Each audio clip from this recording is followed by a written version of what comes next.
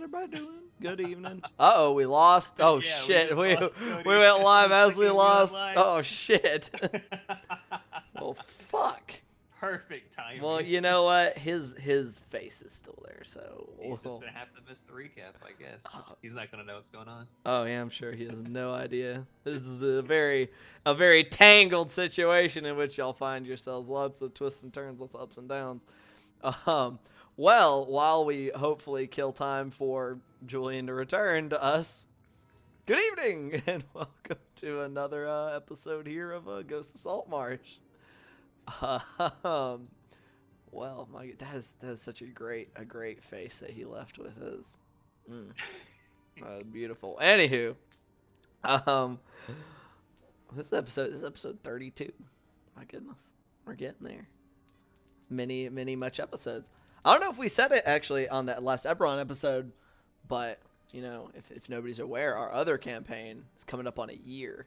We've been doing it for a year here before in the next like couple of weeks or so.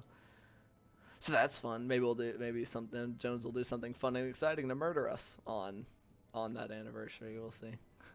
Anywho, I guess a quick going over of announcements that we're always out here announcing. We are still doing our charity drive for Extra Life, which is a charity that benefits children's hospitals across continental North America, including both the United States as well as Canada. Specifically, our drive will be benefiting Children's Hospital of Atlanta. So you know, it's helping out sick kids. You know, it's kind of makes you feel good about yourself, and it also helps out sick kids who need the help. So you know, it's a win-win for everybody.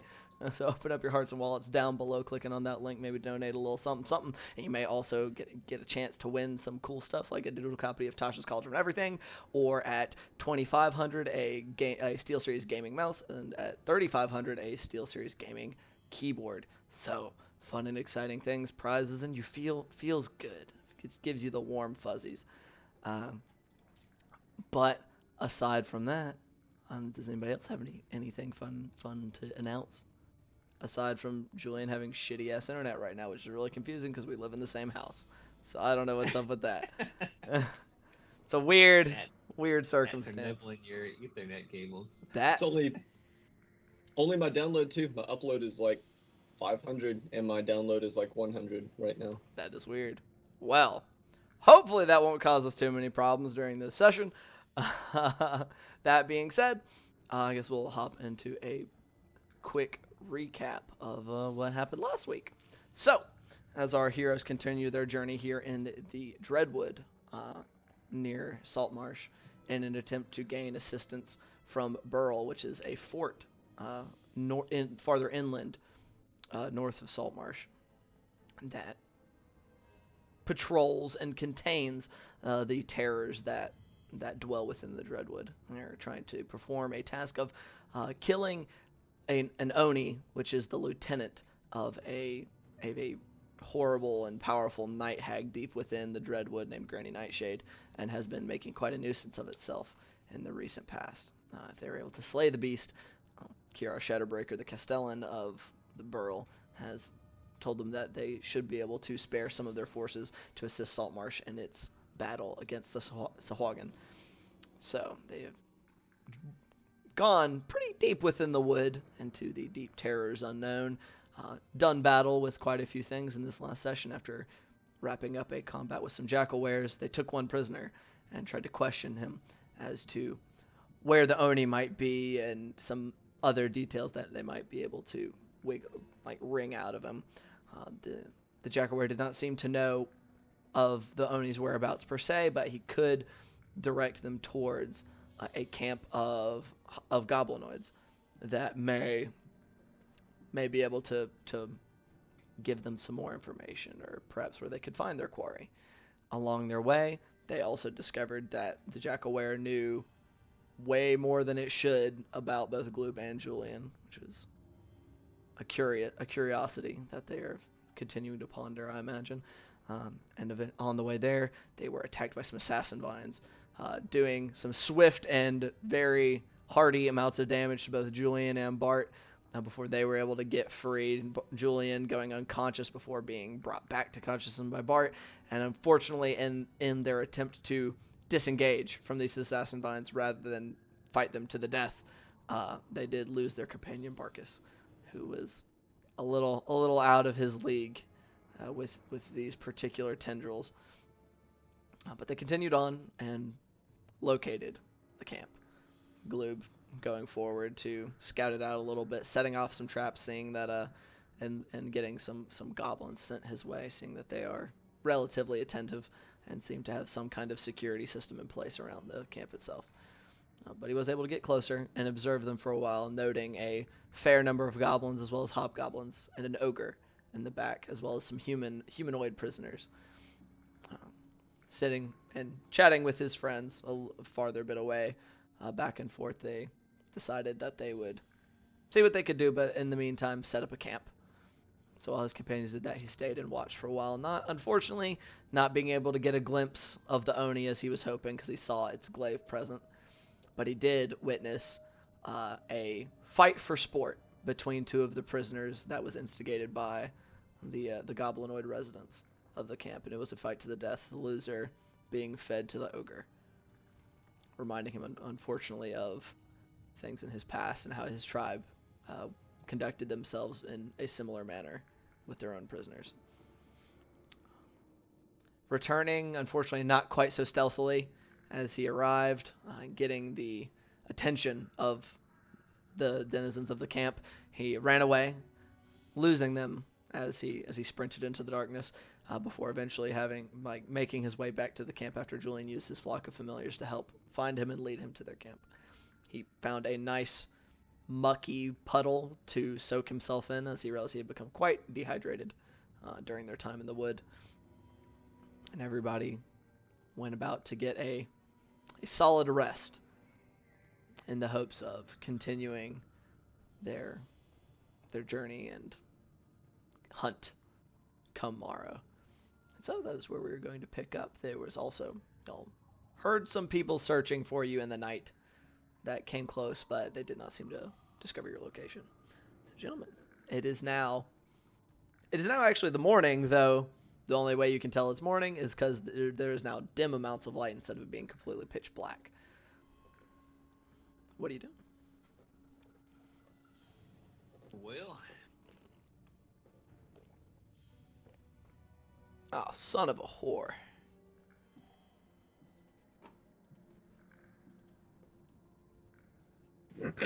Well,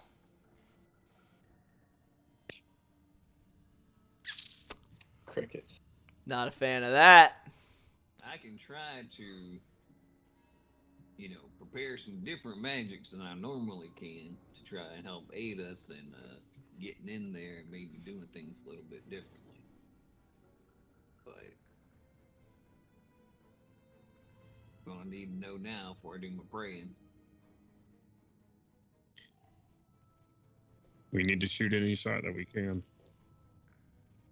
I do think kind of cutting them into smaller groups would be the best approach. Fighting all of them at the same time, especially with that big guy or big whatever it is, I don't think that's gonna be the best idea. Right. No, I agree. I don't want to go toe to toe with that big fella. The thing is we try to talk. I can outrun them, but you guys, or you, Bart, if something goes south, you can't run. Yeah. That's not a hopeful situation for me. Julian, when you do your teleport, I've never seen that before. Can you take anyone with you when you do that? I don't know. I just kind of did it. I didn't know I could do it either. Now there's some things I don't normally do that I can do, and y'all keep this in mind while we're trying to make this plan. I can create a zone of silence that might help us sneak up on them a little bit better, or, if we have to go in there fighting, it could be maybe useful for, not waking up that big fella. I don't know. Or maybe I can get close to the big fella and he won't hear a thing while all that's going on. Right. But there's that to keep in mind. I also got a spell that within a kind of small area might make them listen to us for a minute, but only about a minute's going to be as long as it'll last. So we'll have to make our case real quick, and hopefully they'll listen. Yeah. I mean, I say that's worth a shot, as long as we have an escape plan ready to go. Right.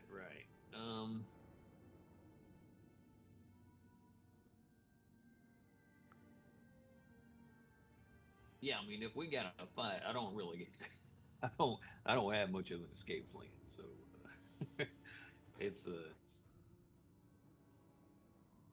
I'm gonna be in that cage, and hopefully I'll be more useful cooking than being cooked. If we get captured, I'm sure something will happen. And I'll find a way to make the slip. So y'all don't worry about me in that situation. I'll be all right. I won't be getting captured. I won't do that to I won't do what Luke told us happened to the people in that cage. I can also try to it's got a pretty long range on it. Y'all seen me cast it plenty of times before, but getting that sleep spell on, try and maybe keep some of them knocked out for a little while, so that maybe we can send some of them to bed and grab the rest off. Is that going to take a lot of your focus? They're gonna... Well, I mean, it'll last for about a minute, and then they'll just be put into normal sleep. So it'd still have to be kind of quiet if we do it over a long period of time, you know. Yeah. But they'll be basically passed out for about a minute or so after I cast it.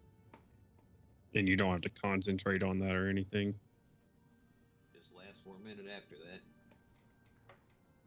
Then, you know, speak in whispers. Yeah. Make sure Yakim's exactly where he needs to be.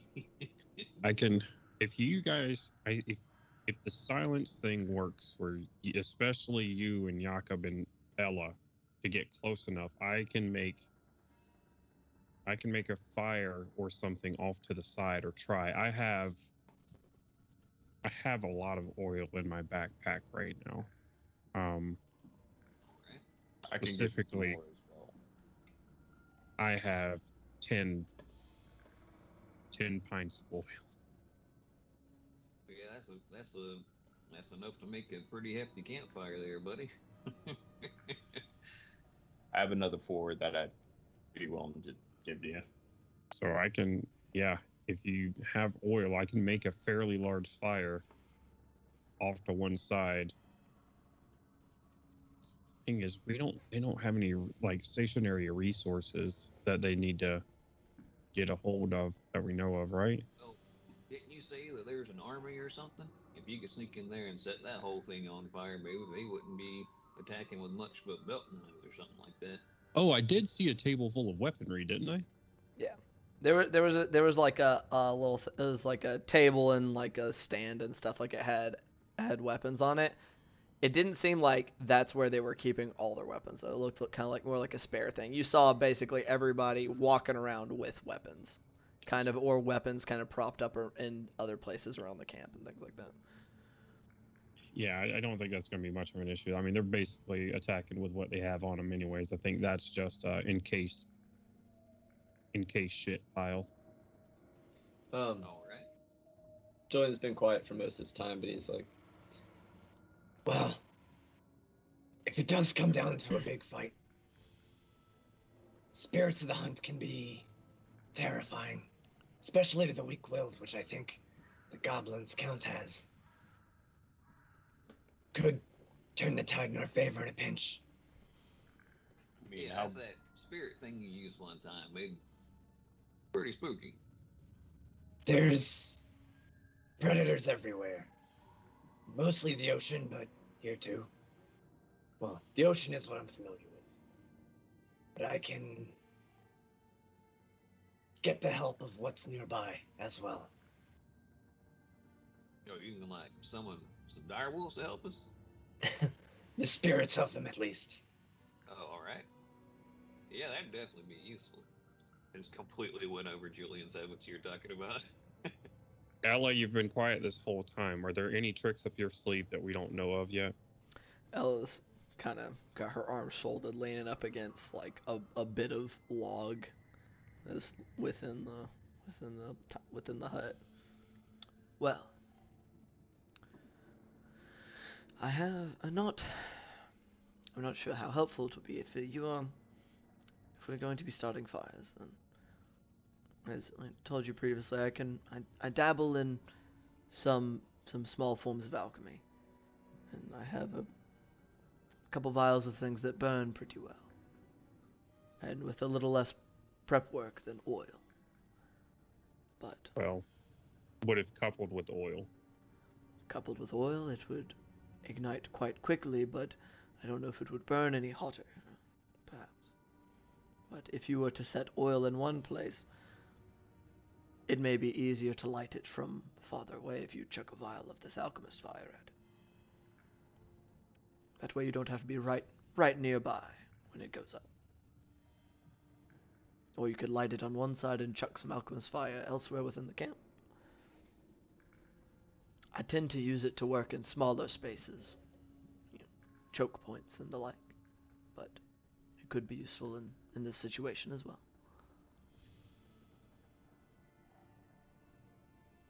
All right. Y'all can't make me look like a goblin, can you? That's not something you can do. No, definitely not. Not me. Never been much of an artist. It's outside of my skill set as well, unfortunately. Okay, well, if I'm gonna put the oil down somewhere, I mean, it's 14 pints of oil. That's gonna cause a decent fire somewhere. I think maybe it'll be more useful if I put it right on the edge of their camp. So maybe I do that while you're talking. You want me to try and talk to him?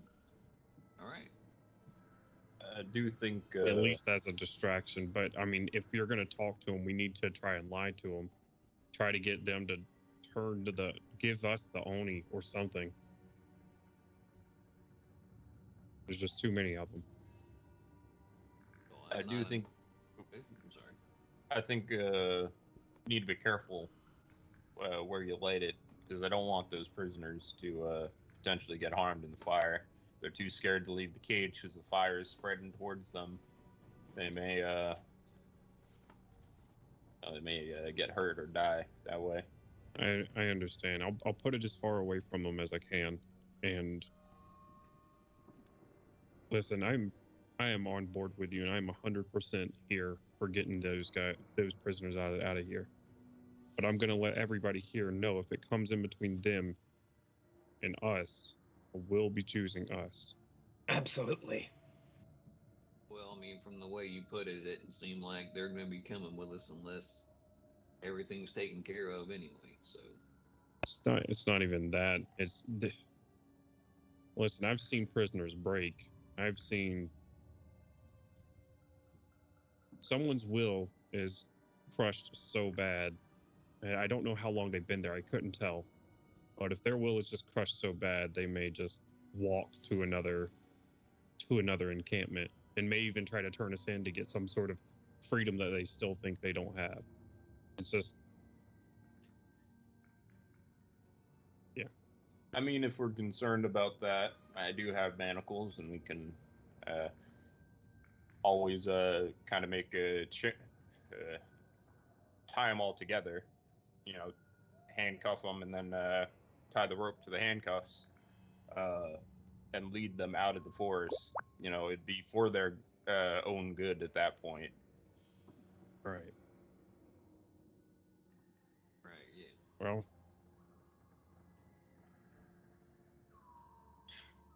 my only hesitation is that we don't have an escape plan for those that can't run. My only hesitation. So we need to have a backup plan on what we do if we get overwhelmed. Well, and also I need to figure out what spells y'all want me to take. That silence thing, if I cast it, it's in an area about 20 feet wide, and I can't cast any spells while I'm inside that. So it's going to be something that somebody else has got to do. I have an OOC question really quickly. When the Oni cast the Cone of Cold, did it seem like it was just like innate, natural, here it is, or were there components to it? Did he do hand motions or say anything when he did it? No, it looked like he Okay. just had like it seemed just something like he could do. Gotcha. Okay, never mind then.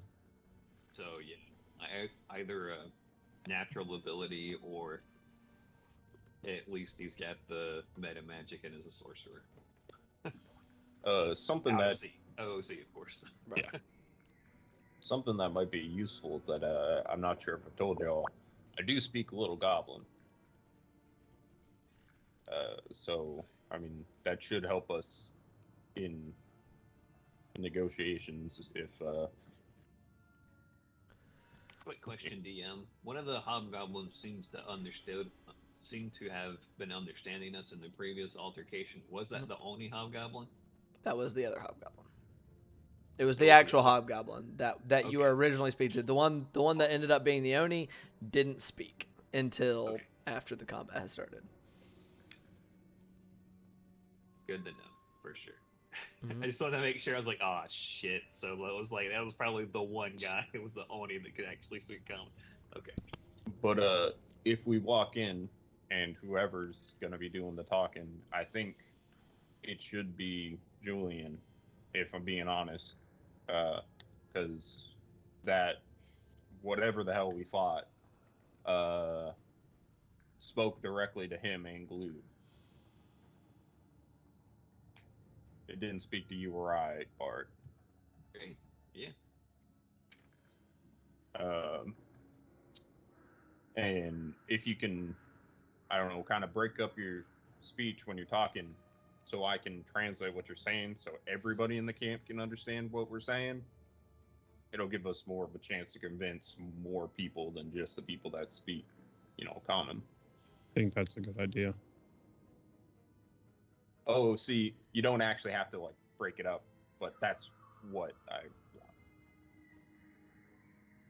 OOC, maybe if you both are talking, maybe you'll have advantage on this. Bart might not be the one making the check though if they don't speak common. Just to keep in mind. Well, I'm thinking maybe at least they'll both get a Right. check if they're standing side by side. Bart right. speaking. Common and and common and the goblin. Yeah, And then, absolutely. Jakob just saying, "Hey, I'm a translator. I'm going to translate it for the rest of your men too," and then just kind of parroting. Maybe the Right. focus will still be on Bart. Right. We can hope things. Sure. Julian. You said you thought Julian would be better to go out there. I think all three of you should go out there at the end. Okay. Fair enough. Right? To be fair, I think the only one that should be split off from the group is probably me setting a fire while you distract everybody. During this situation, I am going to need to give up some spells to get some more stuff. An obvious one, and I don't really think I'm going to need to detect magic too hard in this situation, so I'm gonna prepare that one. So I can easily get one more spell and can maybe unlearn something else to help out. What additional spell do we want to go with the sleep route? Do we want to try to go with the silence route? Do we want to try to go with forgot the name of it. Out of those two, sleep. Make people focus on me and not be aggressive for 1 minute while we talk. Calm emotions. Yeah, that's it. Yeah. I will argue if we put silence over the whatever it is, the big guy, and we do end up fighting everybody else, it should keep them out of the fight unless somebody goes over and It is concentration, and it only lasts a minute. So it would be 10 rounds, but I wouldn't be able to bless you while it was up. Okay. Then sleep. Okay. Yeah, it's. I feel like the talking route is. You can try, but the thing with the talking with calm emotions is you're gonna have to cast it. It's got a range of like 60 feet, right? So, if you They can cast it, save it's gonna have against to it. be. Do what? They can save against it. Yeah, it's a charisma saving throw though, so it's gonna be difficult. For a lot of them at the very least. So. I don't These know. were all Does it, very handsome goblins. Let's does it not say? metagame. It's gonna be difficult because my faith in Sorololi is so powerful. Do they become hostile towards you? No, they don't Afterwards? automatically become hostile to you. It's up to GM's discretion after that 1 minute's over. So it does work a little bit different. How much do you hate us? All right, I would say sleep. That's my vote. Okay. I also vote Do sleep. you want me to try and get some sniper shots off of sleep before we enter in the combat? Is that the plan? No, because you're going to be seen if you do that, right? Like, I think that's probably first round. Like, oh shit, oh shit, oh shit. It's sleep. it's a 90-foot range. But it does have all three components. and you have to be able to see them, which we've already talked about. It being like 30 or 40 feet is completely obfuscated because of how dense the trees are. I say you bless yourself or whatever the case is when you go in there, and Well, if it's possible to just be like, bless, all right, so fellas, we're gonna come in. Well, Sunday. I did want to talk about whether we'll kind of like prep beforehand, because I do have like a potion that makes you bigger. And I mean, they got a big guy. If I also look big, kind of make it look like we're a little bit more even, a little bit more intimidating as well. wait a minute. It's enlarge and small, isn't it? It's a potion of enlarge reduce. Coop's gonna be tiny. Tiny frog sneak in there and try to beckon these people out. It won't work, but it is funny. You would be very Wait, little. I still get my full sneak attack and stuff, don't I? Or I don't reduce any of my damage or anything? I think your weapon damage is reduced by 1d4. Yep. Is it? Okay. Damn. Yes, increased. Enlarge, if you you're get an enlarged. extra 1d4. Yeah. Damn, that's whack. And sneak up to that ogre's ear and stick a knife in his ear. You also have disadvantage on strength checks and strength saving throws. Right.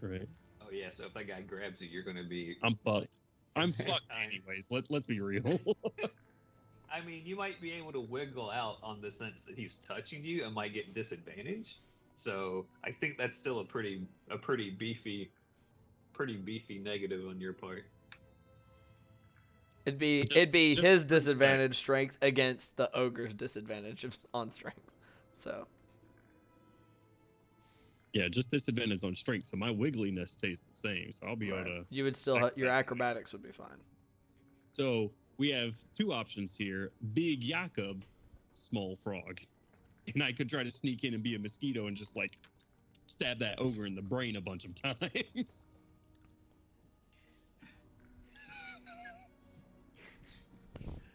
How small does it make you? It makes him one size category smaller. He'd be tiny. I would be I'm tiny. He'd be like the size imagining- of one of Julian's owls. I'm just imagining like the whole scene from Moria with Legolas on the back of the troll, except it's a frog.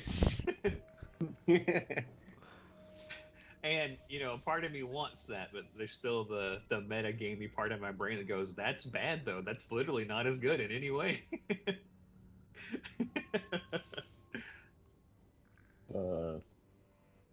Big Jakob yeah. it is. You should just go ahead.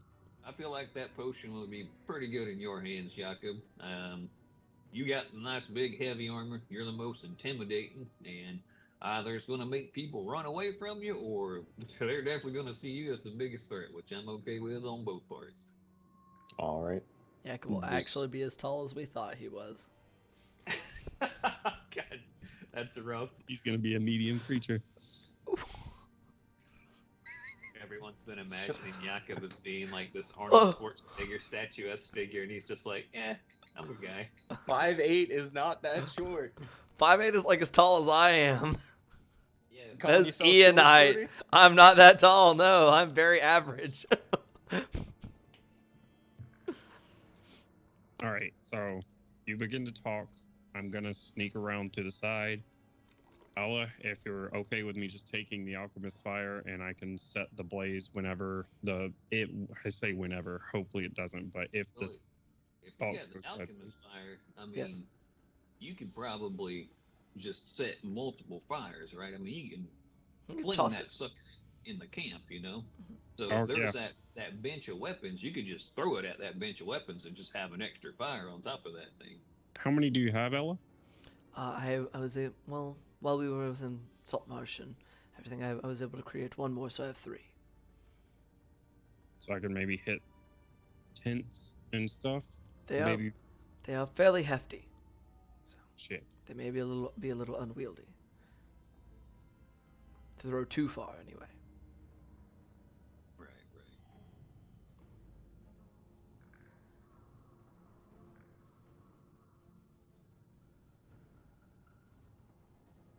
Out of character, what's the range on alchemist fire? 20 feet. Yeah, like 20 foot, and you'd be rolling straight strength. No Oh, I wouldn't be proficiency. rolling It's an attack. improvised weapon, so you get no proficiency So bonus to it. I am not the one to throw that. Then that's Right. yeah. So, but you still just have to hit, like. Yeah, it's and not. Yeah, that's one of those things. That's more of an inhibitor if you're trying to throw it at a person, Right. when you're Plus- trying to hit their plus AC. One strength though. I have a very real possibility of throwing it in dirt. DM, real quick, what's the check Yes, sir. if you were to uncork a flask of alchemist fire and maybe like pour it into an ogre's ear? I think that would be a sleight of hand to try and do that. I am good at sleight of hand. Well, would the damage be any better if you pour it into No. the brain? I would say it wouldn't make it. This It's every not. time you don't It's do yeah. it. It's not. It's worth asking, but everybody like the ear canal is not just a straight hole to I don't the know. It is when brain. you pour fire in it. Maybe after a few rounds, but yeah, All right. it would So definitely take Jakob it by should definitely surprise. have those, and when he embiggens himself, he should just blah, and fucking throw like all 3 of them out into the camp. Like, here's a show of our strength. Big Jakob, fire everywhere.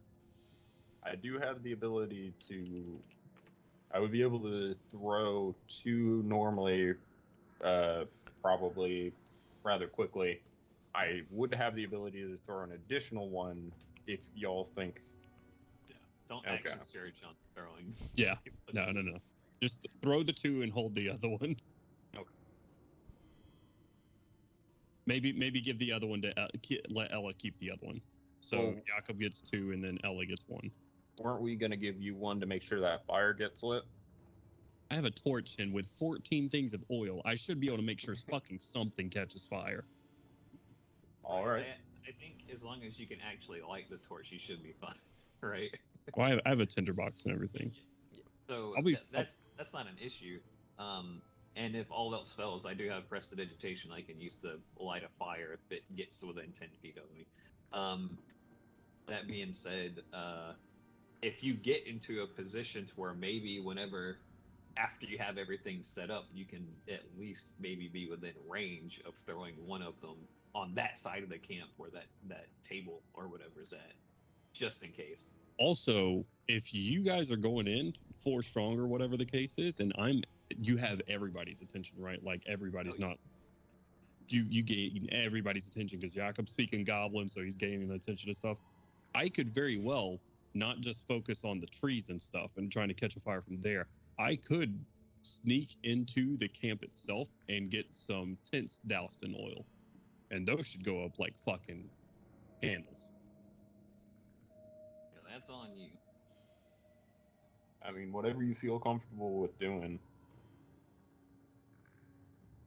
We'll see how the talks go. We'll see how long we can keep them busy for you. You just keep those.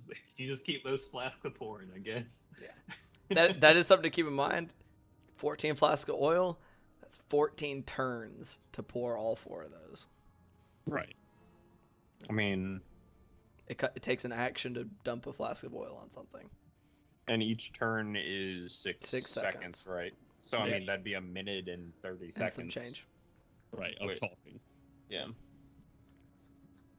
And that's also assuming that I'm not like double, like making sure that a certain pile of brush or something catches on fire by using Right. 2. Now, we can either try to find something for you to like build a fire to make sure that some trees plus the oil light, or I do have a ladder which I hate to give up, but I can break it down and you can use that. You have a ladder? I do have a ladder. All right. Like, It's a 10-foot ladder. you've just been carrying a 10-foot ladder around? I assumed that it was kind of like fucking what do you call it, foldable, and then I just had it on my pack. It's been in my inventory list for Let's say it's in this the entire back of campaign. Let's say you have the ladder in the bag of holding. Oh, right. I'm just imagining the first time we met Yakov, there was just an awkward guy toting a fucking ladder Just- around now. It's shoved in his backpack, just way over his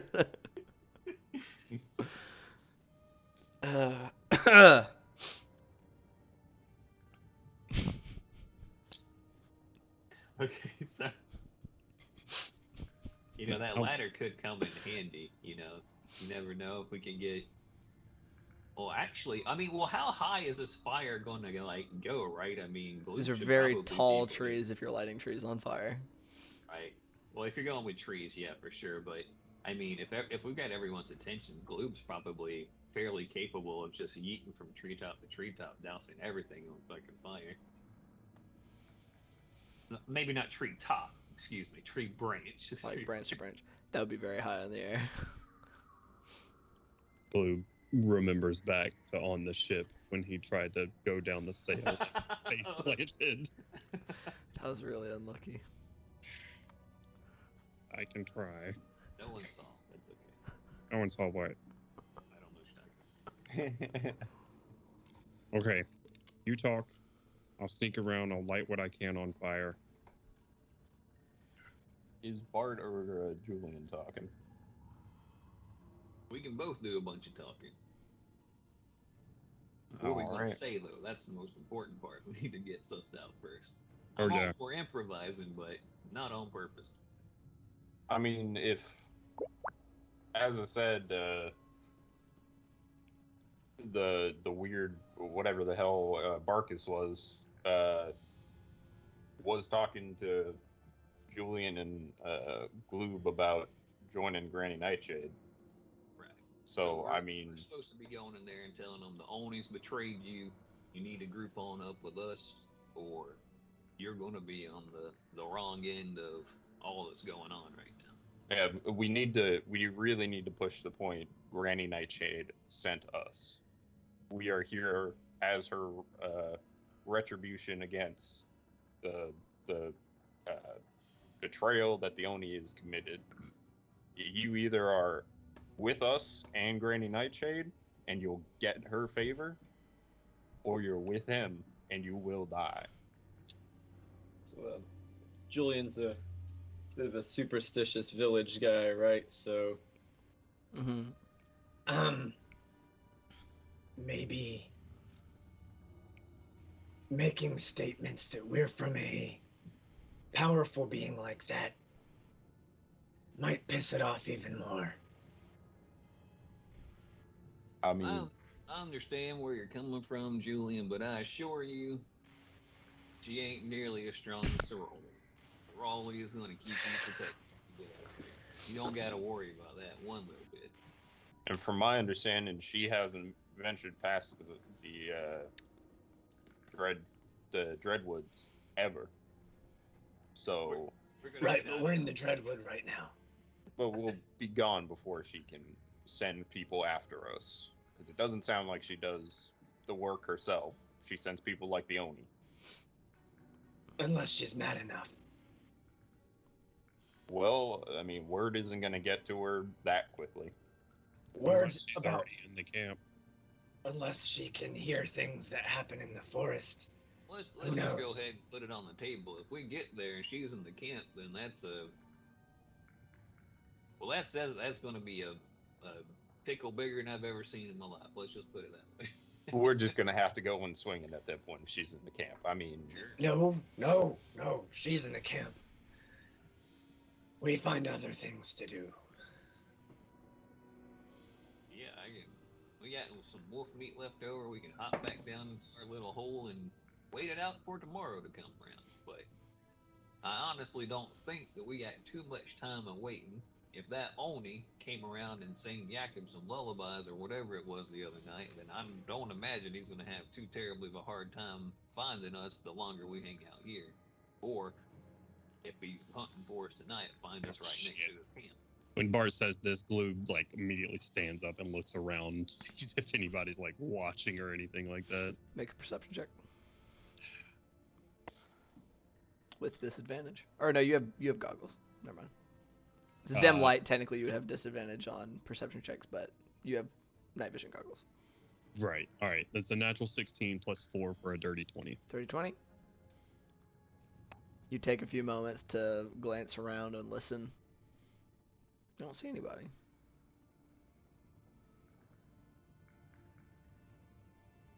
I think we need to go ahead and go. Alright.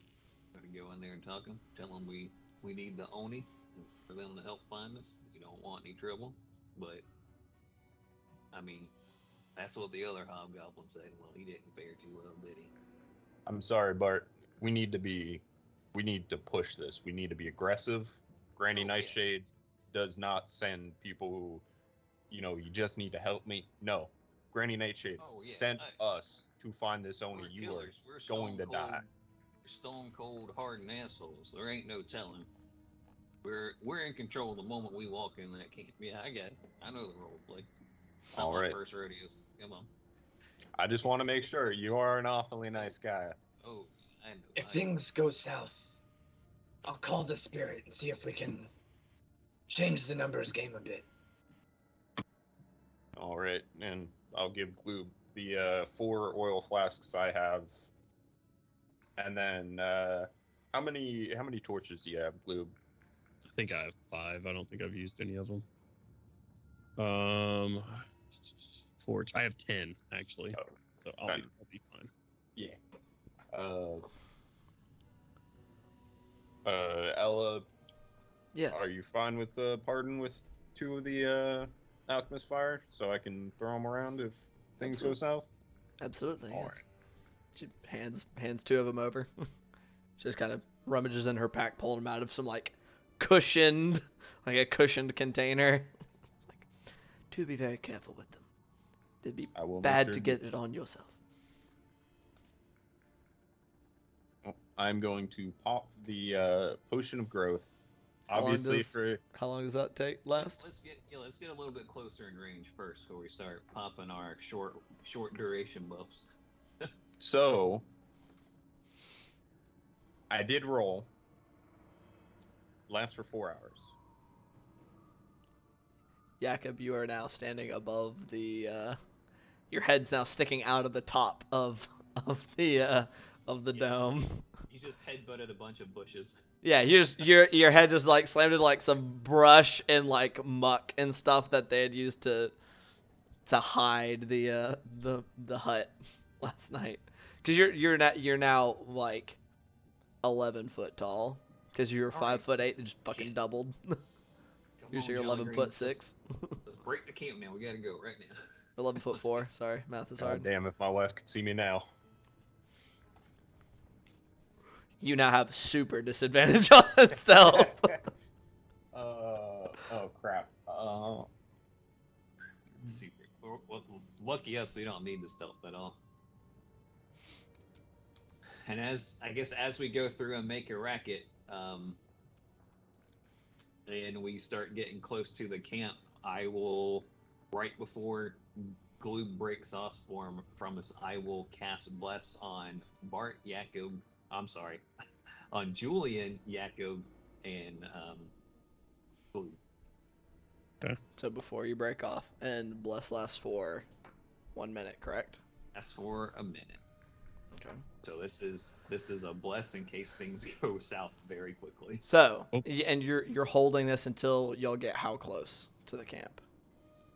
Well, I'm 'Cause- gonna probably like 30 or so feet, I would imagine, because we're Okay. just walking up to it, and Glue, I imagine, will sort of be like off to the side a little ways. Okay, and y'all are just walking up? Yeah.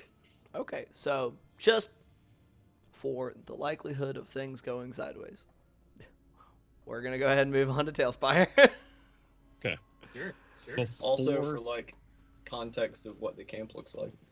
Yeah. So what we're going to do here is I'm actually, is everybody on Tailspire? I will be on there shortly. I will say, while everybody sort of walks forward, I will grab Ella shortly, like away from everybody else, and I say, if things go sideways, you get Bart out of there. And I'll just stare her down. She just looks at you for a moment. I will do my best to evacuate everybody if things go poorly. I do not intend to leave anybody behind. That moment, Blue will just quietly step around and split off from the party.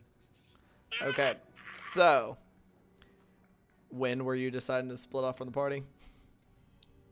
Probably before we get an earshot. I don't know, like 60 feet or so. Okay, are you waiting to get blessed by Bart? Yeah. Okay, so well, make sure things. Where's my players button? Summon players to this board. I am missing Gloob. It would appear. Yep. Hopping in. So Okay, no worries. While you do that, I'm gonna go ahead and get us swapped I'm to here, our battle map. so you can summon me again. Can you make Jakob big? I can't. Yeah, I do gotta make Jakob big boy. Where is that set size? Boom. Big Hell Jakob. yeah. That's gonna be so Almost as nice when tall we as- actually have his. When we actually You have should your saved that model. potion. Yeah, you should have saved that potion for whenever. Jesus Christ, he's so big. Yeah, right. Well, he's 11 foot tall right now. Jakob, you're probably having to duck some like of the lower branches on these big ass trees, which. If he starts to duck, I'm like, no, don't do that. Chop him down. Just make way for yourself. So I know these trees look relatively short. That was to save myself and everybody pain and suffering of that. Jones, your camera went wonky. What the fuck? Uh-oh. But also, and I also know that these aren't as close together as I have described this forest. That is also to save us pain and suffering. So, because it's really hard to move models sometimes. Just from I'm at the waiting on GM screen, by the way. Is that where I'm supposed to be? you should have been summoned to the board. You might need to reload the. Yeah, you may need to reload yourself, but y'all have been summoned to the proper screen. It says it said you were there earlier. I will re-summon you. Reopening Tailspire. Gotcha. Well, let me put this as the active board, so you should Oh, just no. come here. But while he is doing that, as y'all are approaching, because you said you're waiting till within about 30 feet, and y'all are not stealthing on your approach.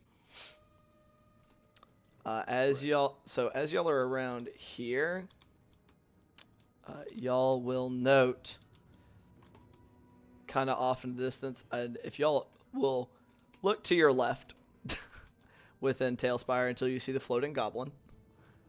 That goblin is not actually flying.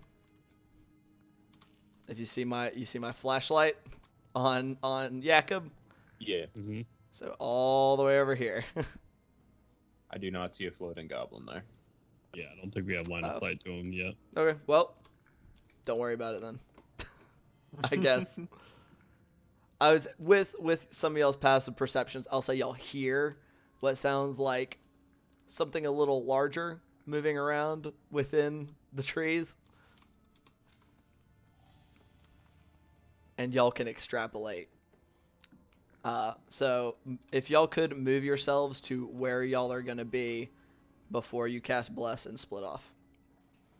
Yeah, For I me. think. I'm getting caught on the trees. Yeah, now you understand why I didn't make them any closer together than they already are. Yeah, big Yakov. I can cast it within 30 feet of you, so you can be anywhere.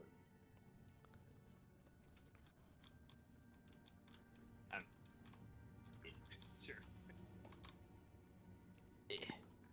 Make that make sense. So, is this around where y'all are going to be when you cast Bless? That's plain. Okay. So, around this time, as you go to cast Bless, y'all hear kind of off to either side of y'all a couple of what sound like bird calls. If and somebody anybody who cares to do so, roll a knowledge nature for me. Ooh, that's a natural 20. I'm glad I didn't have that on initiative or anything. Fuck me sideways. That is not a natural 20. For a total of 24. 24. Very nice. 4. 4. 3. Not as great. Not as great. Oh, an 11. An Flat. 11. Bart, you doubt that's from an actual bird. Yeah. Yeah, we got spotted. They know we're coming. That ain't no bird just whistling for us. Do you see him? Nope, just got keen ears. Can't see shit right now. Can't really sneak away if they see me already. Well, you're just gonna have to make do. I can't even pay attention to you right now. We're on a mission. Good luck. And I'll Alright. try to sneak away. Go ahead and roll a stealth check for me, Gloob.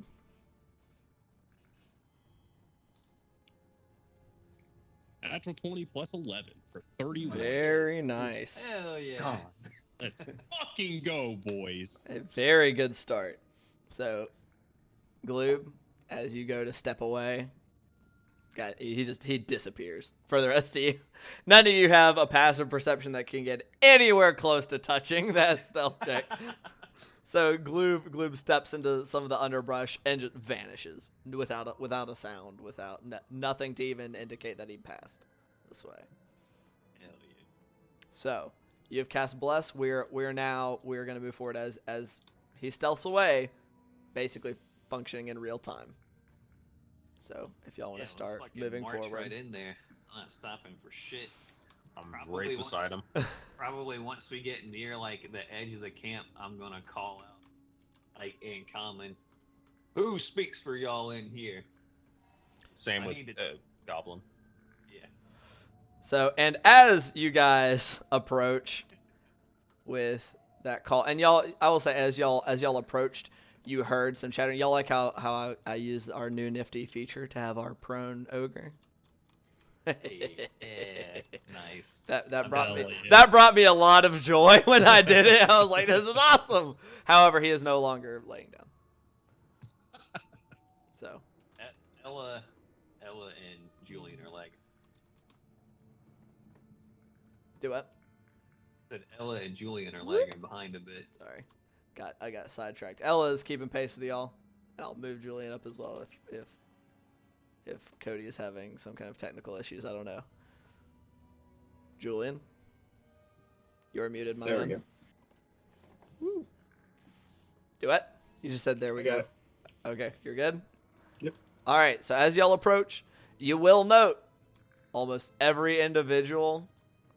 You see a couple that look like they are moving out of tents or off of bedrolls and stuff, and the ogre hauling itself to its feet where one of the this hobgoblin had been looked like it probably smacked him in the shoulder or something to rouse him, as they are all kind of turning this way and that. Also, this dude does not actually look like as much of a spellcaster as his model would indicate.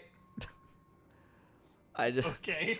I just didn't want to use like the only other half-orc model that is available and make y'all paranoid that he was the Oni. So since that was the one I used for the Oni last time, because I don't know why we don't have any Hobgoblin models yet. Come on, Tailspire, let's give me Hobgoblin models, Bugbear models, all of the models.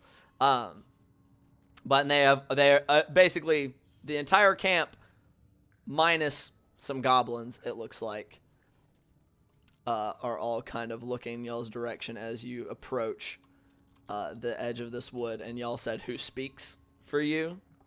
Yeah. Basically. You- Essentially. I barely heard that sentence. I said basically calling them to hop to, essentially. Basically, okay, fair enough.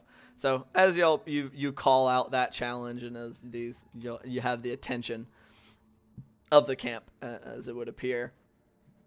Both the two that are over here by this fire, the goblin and half orc model that are not the same as all the others, that do appear to be more heavily, or at least more better armed than the others. It looks like the goblin, as opposed to having like leathers and stuff, he has like chainmail as some of his armament, as well as a shield that he kind of has slung across his shoulder.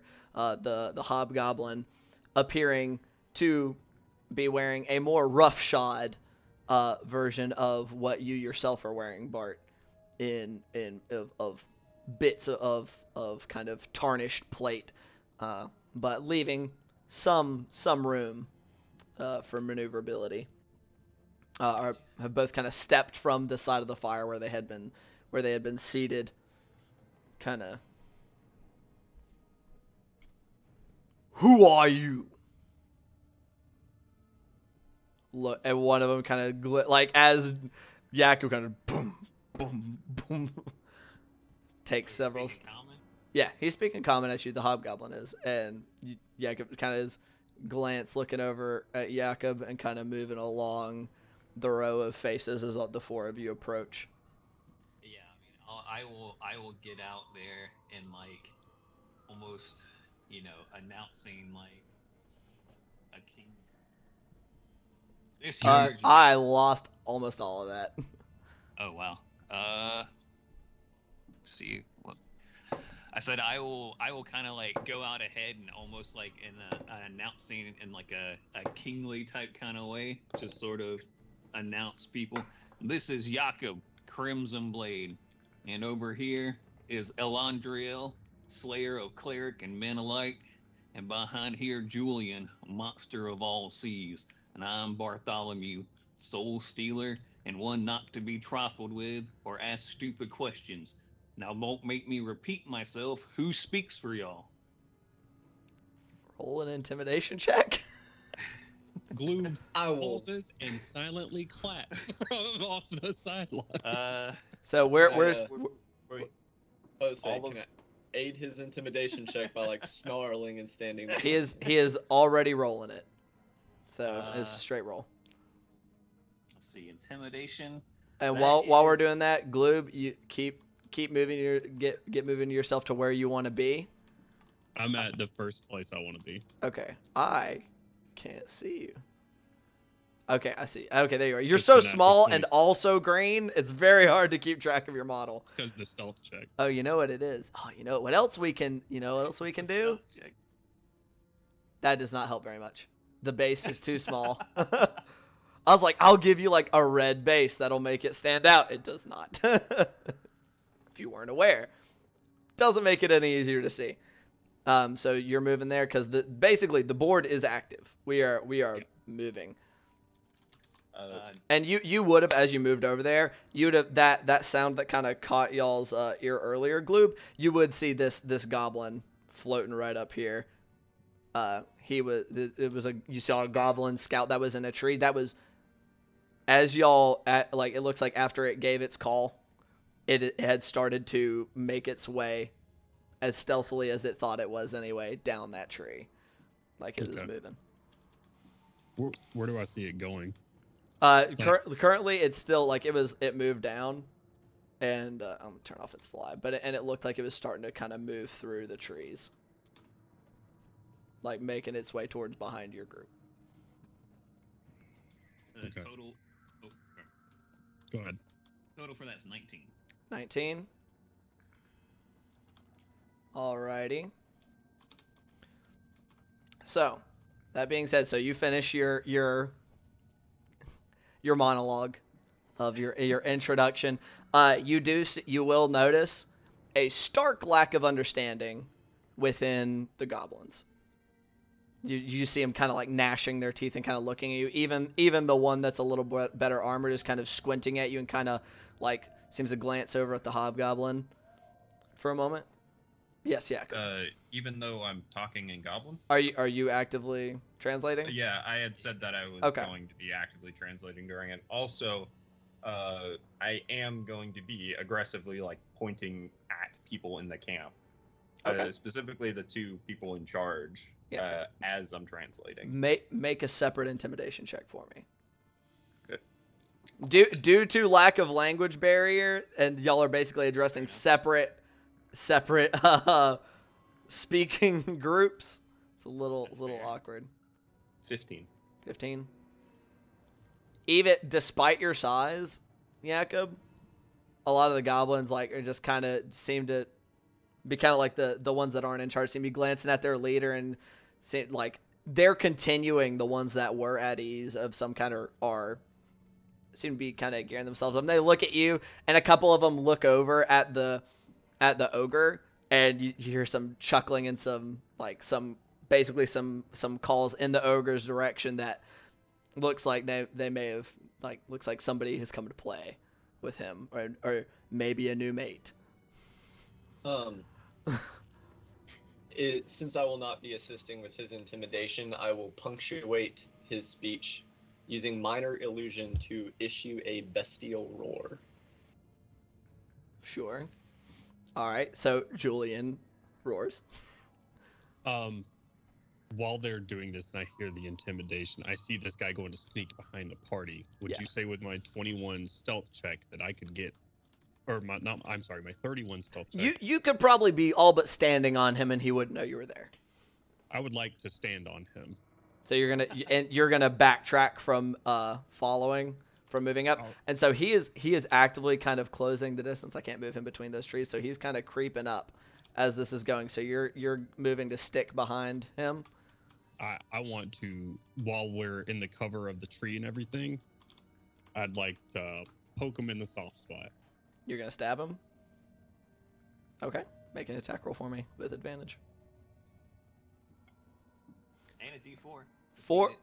For the record, Bart, with your 19, the hobgoblin himself and some of the other hobgoblins have kind of like seems to be thinking momentarily, but you also see him moving over each individual part of your group, and it seems to be really like taking a good bit of time over yourself, Jakob and Ella. And in this time, that's when this attack goes off. I want to say I want to try to, as best as I can, to like aim for the throat and like try to cut it and make sure there's no sound. Like, okay.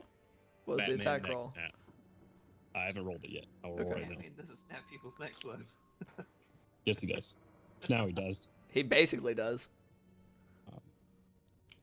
So we're gonna roll 26 on the attack roll. 26. So you definitely hit. I also want you to roll a sleight of hand check Okay.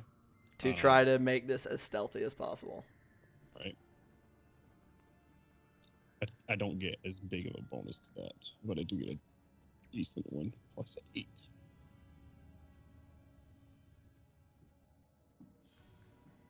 Okay. It's a 19 total. 19. Yeah, Okay. 10 I plus will- 1 on the D4, and then plus 8. Okay. Bless does not apply to ability checks.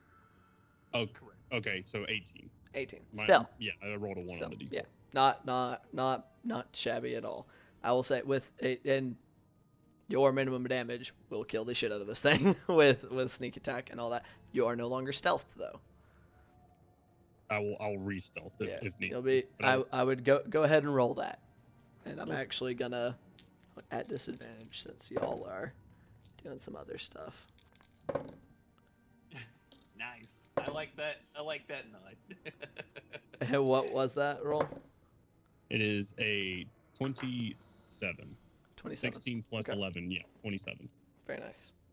I want to say at a certain point it just gets ridiculous to the point where it really doesn't matter what their roll is if it's not a 20. Hey, you'd be surprised. I have rolled in the single digits on Gandor, and it's like, yeah, so that means I only have a 15 on my stealth. I rolled a No, 4, I'm saying- but No, I'm saying at a certain point your 20s plus results Oh, are so yeah. high that those people aren't going to have like a plus 11 to their perception check. oh right. I surely Right. fucking hope not. They can still roll a natural 20. It can happen. That's what I said. yeah. Anything but a 20 doesn't matter. So, I will say you're able to kind of upend as you're slamming Captain's Authority through the back of its throat and everything. You clamp your little froggy hand over its mouth to stifle any kind of noise it may make in its passing, and you're able to just kind of lay it back into the grass as you go back into moving stealthily through the underbrush. As this is ending, we're hitting back into basically the response of this hobgoblin.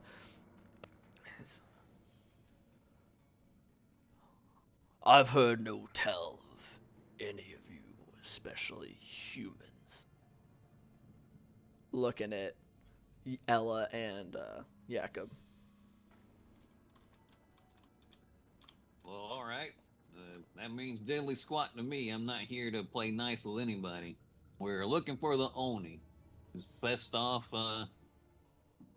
Miss Nightshade, and she wants him dealt with swiftly. I'd really appreciate it if you wouldn't give us any back talk like the other hobgoblins did. Roll a deception check at disadvantage. That would be a 16. 16. The hobgoblin looks at you and just kind of spits on the ground. He starts. He jerks his head to the side, and many of the hobgoblins and goblins start to be taking steps kind of forward and to the side of you guys. This one kind of stepping back. This one stepping forward. And the goblin leader seems to be doing similar as he takes about like a couple steps forward himself. Is there anything you guys are doing? Okay. Oil on this part right here. Oh, you see that? All right, you're Looks putting like it it. on that bit of tree. But yeah, try to get the base of the tree and the little bush that's kind of right here beside it. Okay. So And you cover you it you up. are dumping oil with Yeah. a swiftness. And then I want to Whoops. take like a torch and shove it into the dirt under it, and Okay. just get it lit. Okay, so moving up. Actually, he'd be going around here. Oh, it's gonna be like that. 1, 2, 3. Oh. Around this time, Gloob, Mm-hmm. you note another goblin that has not noticed you, but has come creeping from this other side of the woods. Seems to be kind of moving around. Seems to be doing kind of similar. Seems to be stepping. Is now at this next to this tree beside you. Son of a bitch. This one's gonna be kind of. This story is the same as the last, if possible. Okay. So you're turning around. So we're gonna say that's gonna be for the next round. Air quotes. Sorry, just doing a bit of housekeeping here. Woo! Oh, good. Gosh darn it. All right. So. And what was it? Our negotiators were saying while he is noticing this goblin and dumping oil. You see that, Bart? Looks like they don't give a fuck about Granny Nightshade. Traitorous Kirk spit on the ground. Yeah, it looks like that. Well, I mean, I could always use a few more souls if y'all are willing to donate. I'll give you one last chance. You can cooperate, or, I mean, we can just throw down and make the night more interesting if that's what you really want. All right. I was told to try and do things peaceably, but that's a whole lot less fun. All right. I'll give you one more intimidation check at disadvantage. Okay. That's a natural 20 and a 17 plus 5. So 22. I think it's, Jakob. what, 5 or 4? Hold on. Jakob, also give me a disadvantage intimidation check for the goblins. Yeah. 7. 22. All right. 22. 7. As you say this, the hobgoblins, the common-speaking folk, appear to step back, appear to halt in their steps briefly, and even the hobgoblin leader seems to be at least kind of taken aback by this statement and seems to have halted for the moment. However, you're moving, Right in you're, there, you're walking in. Yeah, that this place, these people are no threat to me. Nothing matters. Unfortunately, as that is happening, Okay. the goblins, who do not speak common, their leader, or the more armored one, just calls out in goblin. So Jakob, you understand this. Got them! And I would like everybody to roll initiative. Actually, and Gloob, I will give you one attack roll on this other goblin. Say 24 to hit. 24 hits. He is dead as shit. If you're trying to do it silently, give me another sleight of hand check.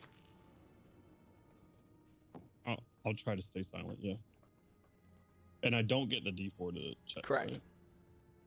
Right? 16 and I get plus 8 to that, so 24, 24. sleight of hand. Easily enough. Second verse, same as the first. You deal with that one handily. But everybody's rolling initiative now. Let's see here. 13 plus Gotta clean up my little sheet here so I can. 19.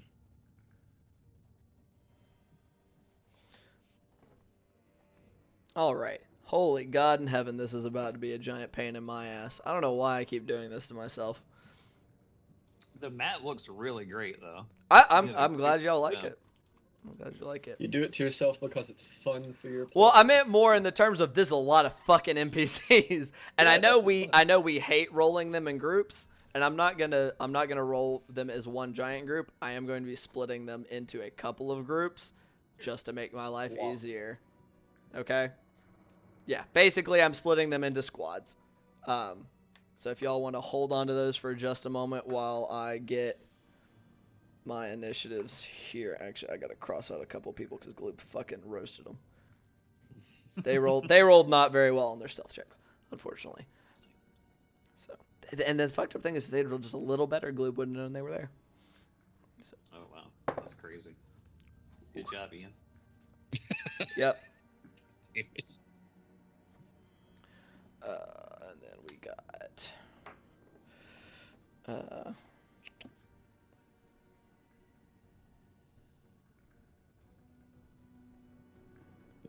This is another one of those things I should have done ahead of time, but then I didn't.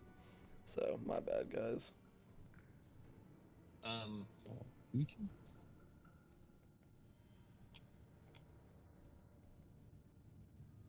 gonna go ahead and roll this out so we don't have to when it comes around. Yeah. Yeah, I'm gonna go ahead and roll all my attack rolls. Let's play.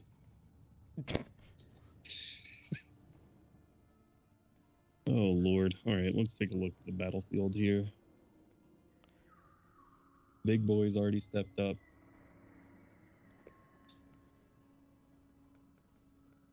How have the prisoners been acting this whole time?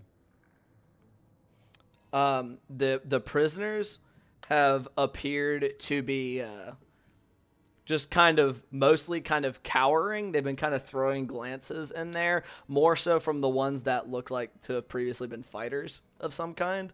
the couple of farm folk that were in the back are like where they are depicted right now. They're kind of smushed up against the back, kind of hiding back there.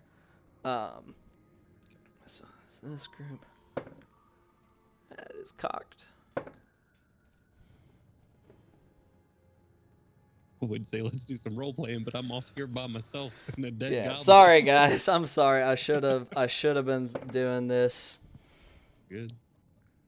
Or at least not necessarily the rolling for initiative, but I should have at least rolled. Not rolled. I should have had their groups already ready to go, but we can't do.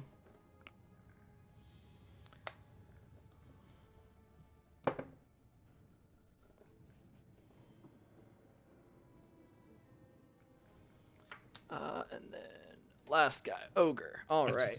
I see spears being measured out over the prisoner pin, and I'm like, no, no, stop. Yes, Murder. fireball. No more prisoners. You think we give a fuck? I'll show you how little we give a fuck. Advantage on intimidation. What? Real quick, DM. Yes, sir. Would you say with my passive insight, I'd be able to pretty easily put together that whatever this goblin just said is to the point of get him? I would say it's pretty easy to Okay, know just that making they sure. are aggressing. So now I'm going to get y'all's initiatives, 25 to 20. 21. 21 for Also Bart. 21. Also 21. Very nice. Plus God two damn, decks. guys. Plus 2 decks. 19 plus 2 is what I rolled. So which of you would like to go first? I Bart, would you like may to go first. So we got Bart. Must be nice. So I then, got advantage now. It's so fucking good. I rolled an 11 and a 19. all right, I'm gonna 20, say this is the first time I've rolled above 10 on initiative in several fights. 20 to 15. 19. 19. Okay. Good lord, Jakob. Oh, whoops. Oof. Whoops, I did Ella a disservice and forgot to roll her, but she rolled really well as well. Nice. Hopefully me saying that she was a slayer of clerics and men made all of her holy symbols look like trophies claimed in war rather than... A desperate attempt at protection. Exactly. Take out the goblin leader.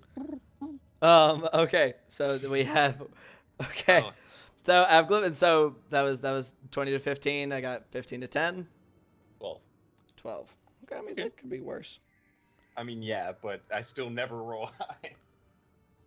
That's really not bad. Okay, so I'm also going to get us some more some let's do combat the music. Yeah. Let's see. Let's see. Fucking hell, boys. Well, we tried to talk. Alrighty. I mean, I might be able to salvage it. Maybe. All right. If we kill the goblin leader. Okay. So I got the dumbass. as we come in at the top of the initiative, Bart, what are you doing? Yes. I measured it out. I can She get should have been moving up with y'all, so she'd have been like right here. right here on this square, 20-foot radius to get all of those goblins. So that would be With- 1, 2, 3, and then the leader. No, all 5 of them. That would not get them if it's centered on the fire. You're getting like the toes of this one right here, but not quite getting him. There you go. What? The first one you measured wasn't showing him as being in the radius. Okay. Okay. Well, I rolled it out while we were doing initiative. It's 31. It's 31 hit points. 31 hit points. And it starts with the lowest and goes up. So it might Yep. not get the goblin leader. It does not. Okay. But it does get the other The 4. throne is so amazing. I am so Oh my glad God. for that. This is the first time I've seen that. Holy crap. Oops, wrong They thing. just added it, dude. It's so amazing. I love it. So It's so amazing. as you quickly, kind of you doing your prayer to Soroli to get that out there. Yeah, I'll try to kind of like spit it out and make it sound a little bit more harsh than normal, and then just sort of look back at the main hobgoblin and just sort of say, "You want to get your dogs in check, or are we going to have to put them down?" and that'll be my turn. So, Oh, you see 1, 2, 3, 4. Go ahead. I was saying you just see those 4 go down, and it seems to like start to affect the goblin leader, but it just like vaguely just kind of like seems to, its eyes seem to droop for like a half second before it just kind of shakes its head and does not succumb. But yeah, that's my turn. I don't make any step forward. I'm just kind of sitting there, shield up, like. All right. That brings us to Julian. Continuing to play the dumb brute sidekick, I will hold my action to put 2 arrows into Mr. McGoblin Leader if he does anything aggressive. Okay. And I don't know, growl or whatever. You brute sidekicks holding an attack, you'll be able to shoot once. Alright, that's fine. Okay. Just making sure. All right. That's gonna be it for your turn. Yeah, and I want it to be like clear what I'm doing, like it's Right. a threat. I still Following. don't hear the battle music. Oh yeah.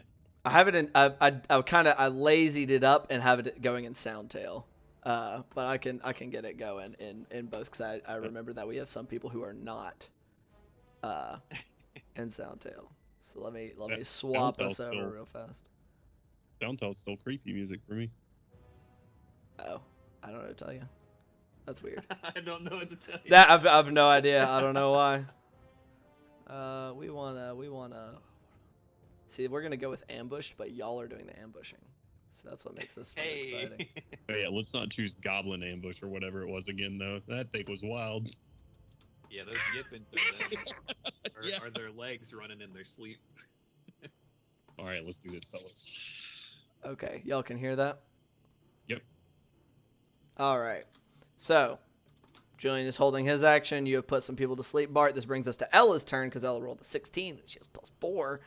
Oh yeah, Ella looking pretty good. She is going to kind of follow suit with... Actually, hold on. I need to double check something for Ella because she heard what you were saying to talk her up. Oh shit! Hell yeah! So, oh gosh. I think I gotta check her old character sheet because I can't find it. I just imagining like Ella just getting totally in character and just like slicing her arm open and just letting out like a banshee wail type kind of thing, just like a complete Not total that. psychopath. She's going with more of the trying to not look like a paladin wannabe, and as she draws her sword kind of across her shield arm, as y'all have seen her do quite a few times at this juncture, instead of lighting up with that radiant energy as y'all are used to, as it comes up and the blood coats the blade, shards of ice seem to spring up from her blood, encasing her estoc in just these pointed, kind of tinted red from the blood used to create them, shards of ice. And she is going to kind of step around this way, kind of seeming to facing the goblin leader, and seems to be kind of similarly to Julian holding an action. That is going to bring it to a bunch of people who y'all couldn't see previously. There's just like elven ninjas all in the woods. Nope. Hell yeah, they gotta be on our team. Drow. They're drow. Drow ninjas. And I think those are the... Oh, I know. I think there's one more that survived. Where is he? Did I lose my goblins? Oh, there they are. Here you are. You were still flying, you fucker. This one, however, had actually kind of scooted around to around here. So you killed 2. So I should have 1, 2, 3, and 4. Perfect. So though you can see those guys, they're coming out of stealth. So this one is gonna, let's see, I guess we may as well give them different targets. So 1, 2, 3, 4. 2. So 1 arrow coming at Bart. Okay, wow, that's a double 19s. That hits. Oh yeah, that's without bonuses.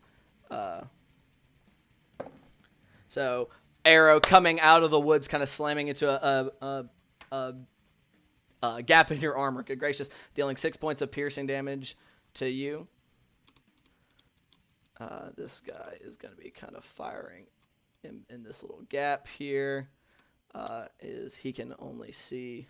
I'll say he can shoot at Jakob because he's got kind of where he was hidden at. He's got the ability to do so, to see him. That's going to be a 20 to hit, Jakob. That's fun. Okay. That's going to be 7 points of piercing damage. I got this guy who was kind of over here. He's basically got a direct line of sight on Bart, so he's going to shoot at Bart. With an 11 total, that one goes skittering off your armor, Bart. So that's 3. Who did I not have shoot? You shot. You did not shoot. He can also similarly only really see Jakob, so he's also going to take a pot shot at Jakob. With an 8 on the dice, though, another arrow comes whizzing out of the woods in your direction, Jakob, and goes pinging off your armor, and then all of them are going to stealth as a bonus action. So going down the line. Some of them not very well, if anybody was curious. Good gracious.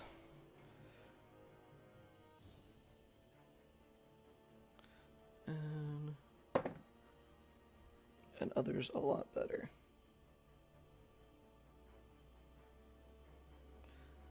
Okay. What? Jakob, you have the lowest passive perception at 11, right? Correct. Okay. He's nodding. Yeah. I don't know why Okay. he's not saying anything. Yeah, sorry. I have to flip through the tabs. Okay. So, a couple of them hide very, very poorly. This one is still visible. This one is gone, from what y'all can tell. This one is visible to some of you, so I'm just gonna say like some of y'all can see him. But so if he happens to shoot at the people can't see him, he'll get advantage. And the last one, this one seems to barely move. It just doesn't really seem to be making much of an attempt to hide at all. That is going to end their turn, bringing us to Gloob. Okay. Where was the one that wasn't really moving or trying to hide at all? This one right here in the back that you can see me wiggling, and then okay. one of the ones that was behind you is very easily visible to all Yeah, of you. I saw that one. I just didn't see that one that you were wiggling. Yep, first. yep. All right, we're good. I'm gonna bonus action stealth myself if I need to re-stealth. You would need to re-stealth, yes. Okay. And as I doing that, he's called the shot, and there's obviously taking shots at my party, right? Correct. So, it is a 17 plus 11 for 28 on the stealth check. Okay, 28 on the stealth. Gotcha. Yeah. And okay, and what are you doing? I'm going to be bringing out my crossbow. I'm going to drag it right across my skin. I'm going to aim at that center goblin right there, the one that's calling the shots. Yeah, so the one that you saw just kind of like jerk a hand forward. Okay. Right. Alrighty. And you were taking a shot at him? Correct. Am Alright. I hidden from him? You think so? I'm rolling with advantage. You roll with advantage, yes. Okay. Oh no. Oh God. Why did that happen to me? You have a D4. It doesn't matter. Oh, wow. Oh, by the way, y'all are gonna have that your D4 from Bless for I'm gonna say the first 3 rounds of this combat. Okay. I rolled a natural 1 and a natural 2. Wow. 13. 13 does not hit, Oh unfortunately. my god, why? So as you fire you fire this crossbow bolt at this guy, it seems like despite your stealth, it seems like you snapped a twig or something got hung up on your crossbow as you got it loaded, as you drug the bolt across your skin to get a little poison in there, and you fired, and it looks like that was just enough time for the goblin to get the heads up, and it brings its shield up, and the crossbow bolt comes slamming into the shield. That's everything. That's all I got. Okay. So that brings us to the goblins that are in the camp and not stealth turns. The first 4 of which are fucking unconscious. That brings us to this one, which, oh god, I'm sorry, it doesn't bring us to them quite yet. It actually brings us to the other hobgoblins. So what they are gonna do is, so we'll say you are number 1. This first hobgoblin seems to be drawing forth a longsword, similar to a lot of other hobgoblins that y'all have faced, Jakob, and is taking a swing at you there, my boy. The hobgoblins aren't holding back. Not now that things have started going down. Like, arrows have started flying, and it looks like there was pause for a moment, but then 4 goblins just seemed to collapse in place. Arrows started flying out of the woods. Like, all hell has appeared to have broken loose. Yeah, I meant like his second plea after he put him to sleep, or he was like, control your dogs or whatever. He didn't get a check on that because he used his action to sleep.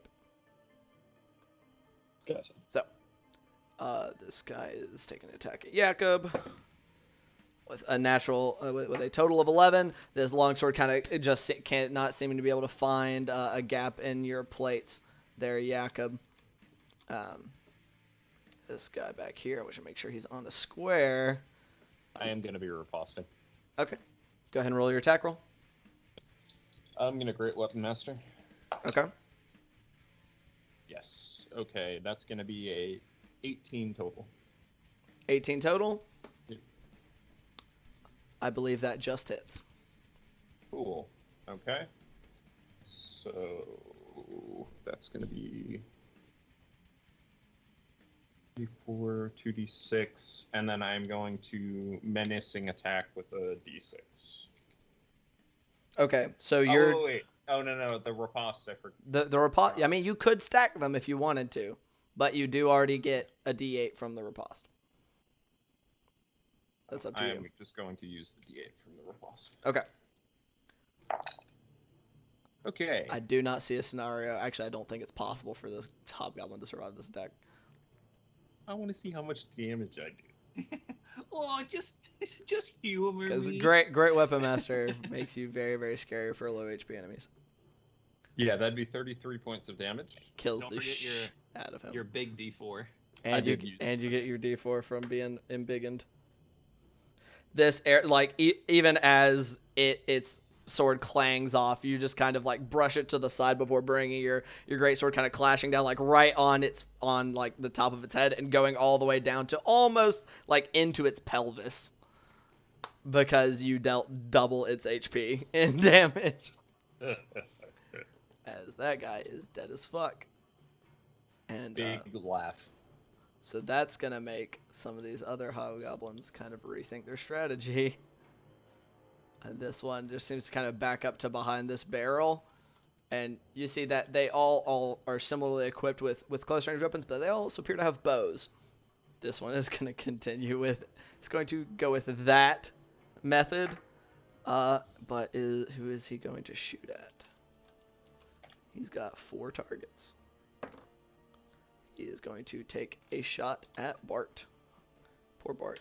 Shouldn't we roll like D6 and let Jakob be 2 of them? He's like such a big target. it doesn't matter because it's a 13 total hit, which you're able to get your shield up in time, and that one slams into it. We're just for the sake of ease. I'm gonna go ahead and roll for the other 3. So we go.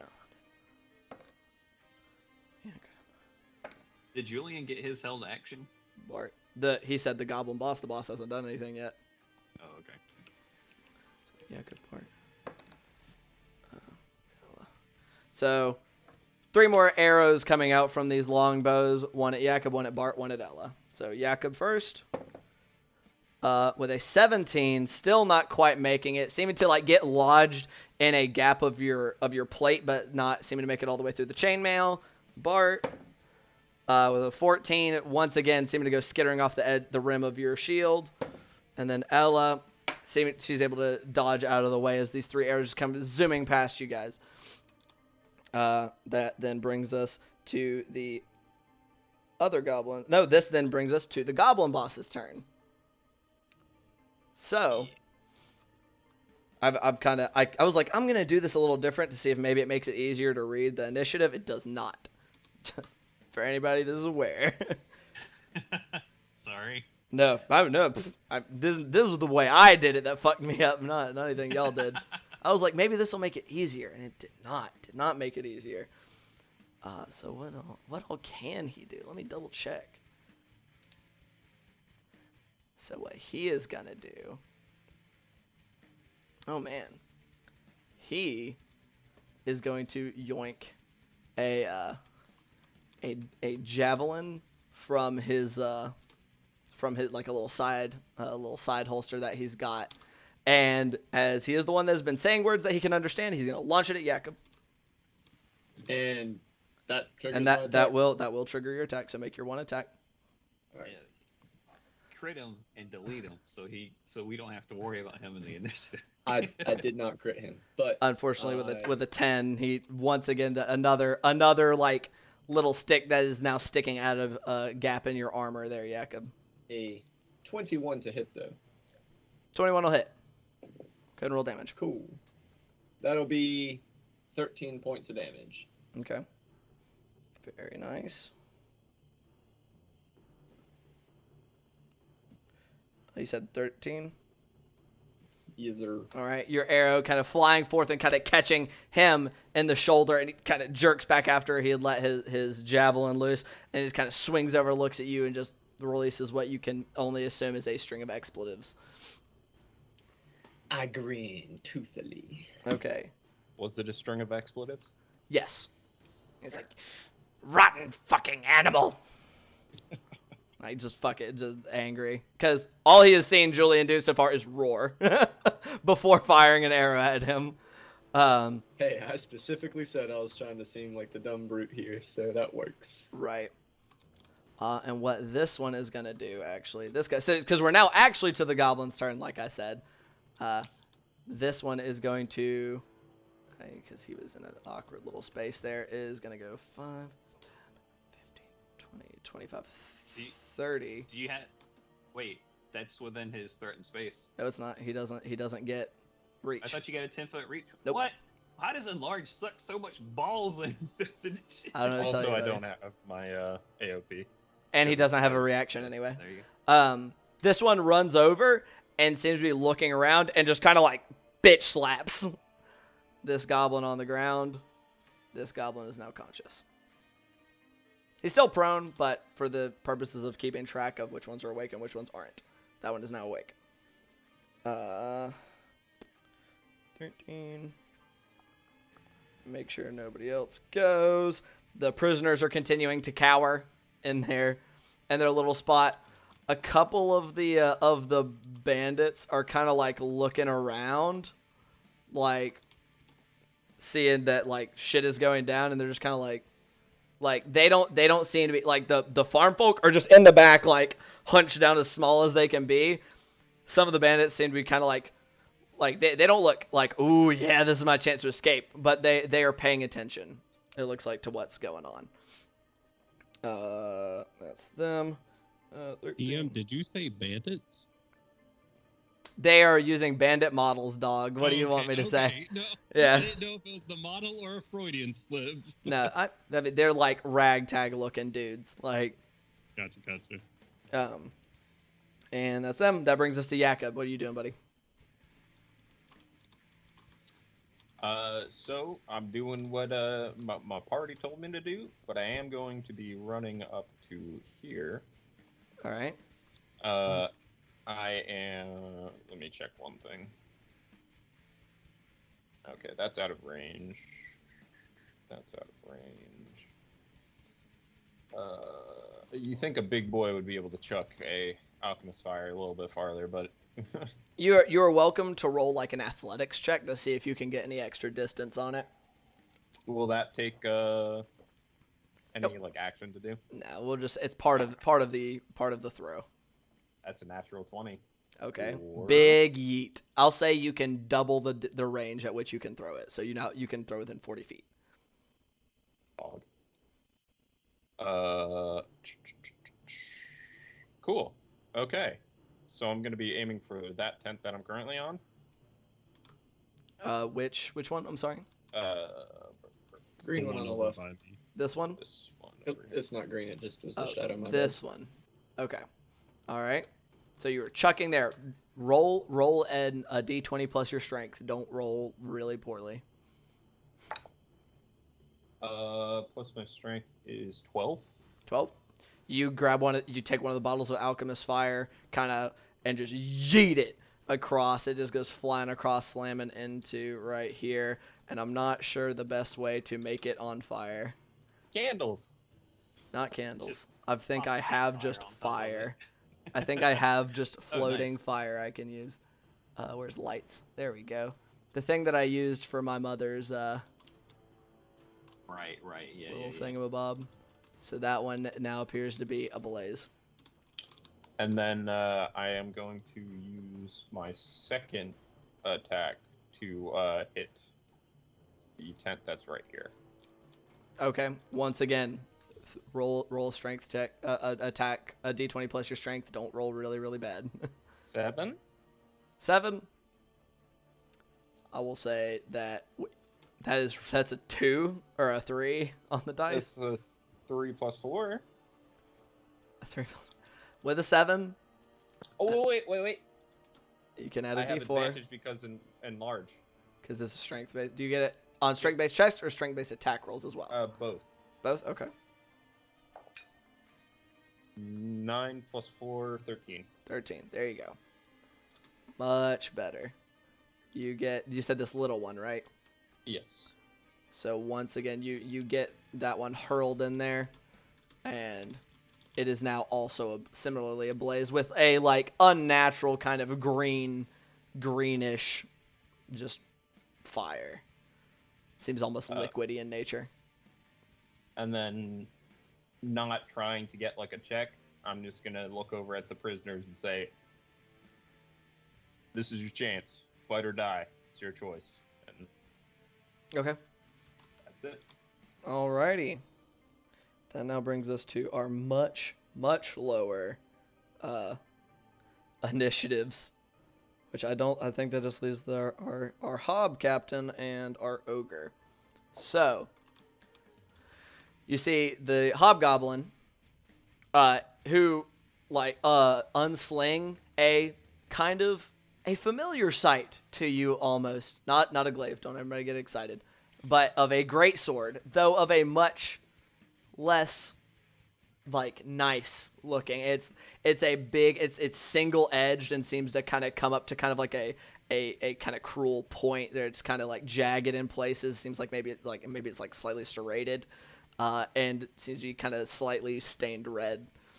Slinging that off of his back and into one hand, before glancing around, and he starts shouting in Goblin, and Jakob, you recognize it, like he's starting to shout orders around at different individuals, and he does actually take a single step back from you as he's kind of like glancing around and taking in the whole camp and starting to like gesture with his free hand and yelling orders. That's gonna be his turn. That brings us to the ogre. who is going to, as stated, oh man, he has a new friend, and is gonna turn and come at you with his big old club. There, Jakob. This is not good. Oof. Probably not. That is a 23 to hit. That hits. Yes. I figured. Because I think you can get your AC up to 21, right, with your scream. Indeed, indeed. It's 15 points of bludgeoning damage as it just kind of turns around, and as you're still kind of like you've just finished throwing the second vial, and the club just comes over and slams into the area kind of on your collarbone in between your neck and your shoulder, and just ow. And it just kind of just lets out kind of like a kind of gross laugh, and it's got, as you're now up close, but man, it stinks. Its teeth are like gnarled and yellow. Some of them kind of blackened. This is a gross looking individual. And that is going to be it for his turn. That's going to bring us to the top of the initiative to Bart. All right. Well, we can't have goblins waking each other up, so I'm gonna have to do a second verse. You're going to cast Sleep again? If it'll let me measure. Okay. Probably one down from that, so I can get the. So that you could get this one right here? Yeah, that one right there. Okay, And so you're just one more square down. That would still be catching those same individuals, just plus him. Okay, go ahead and roll the sleep. I rolled it while you were doing the captain's turn. It's 29. 29. So starting at the lowest. 7, 14, 29. Oh wow, is that 29 exactly? Yep. Nice. Hell yeah. Seeing the same two goblin that had run over and slapped the other one awake. The other one woke up long enough just to fall back asleep, as well as one of the other hobgoblins.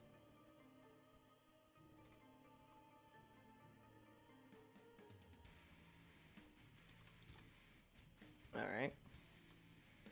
I will move right there. Alrighty, you are now right there.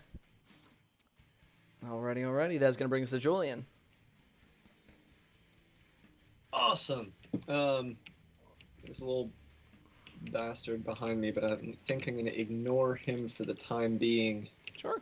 You said this big dude is wailing on Jakob, correct? This one right here. Yes.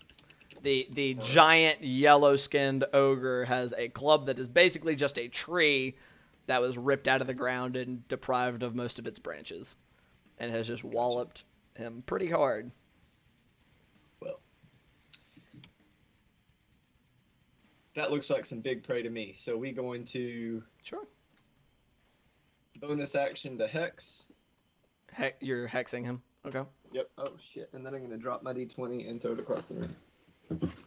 Hell yeah, brother. As you do. And then yank out my earbud because I'm just the picture of Grace tonight. We're doing good. Yep. Going to take 2 shots at him. Go right ahead. I'll go ahead and spoil you. Not that hard to hit. Okay, so a 16 hits. 16 definitely hits, yes. Alright. He's big and mean. Not exactly not lithe. First arrow does. Go ahead and roll the second. You might as well. That is a 19. Also So hits. 16 and 19 both to hit.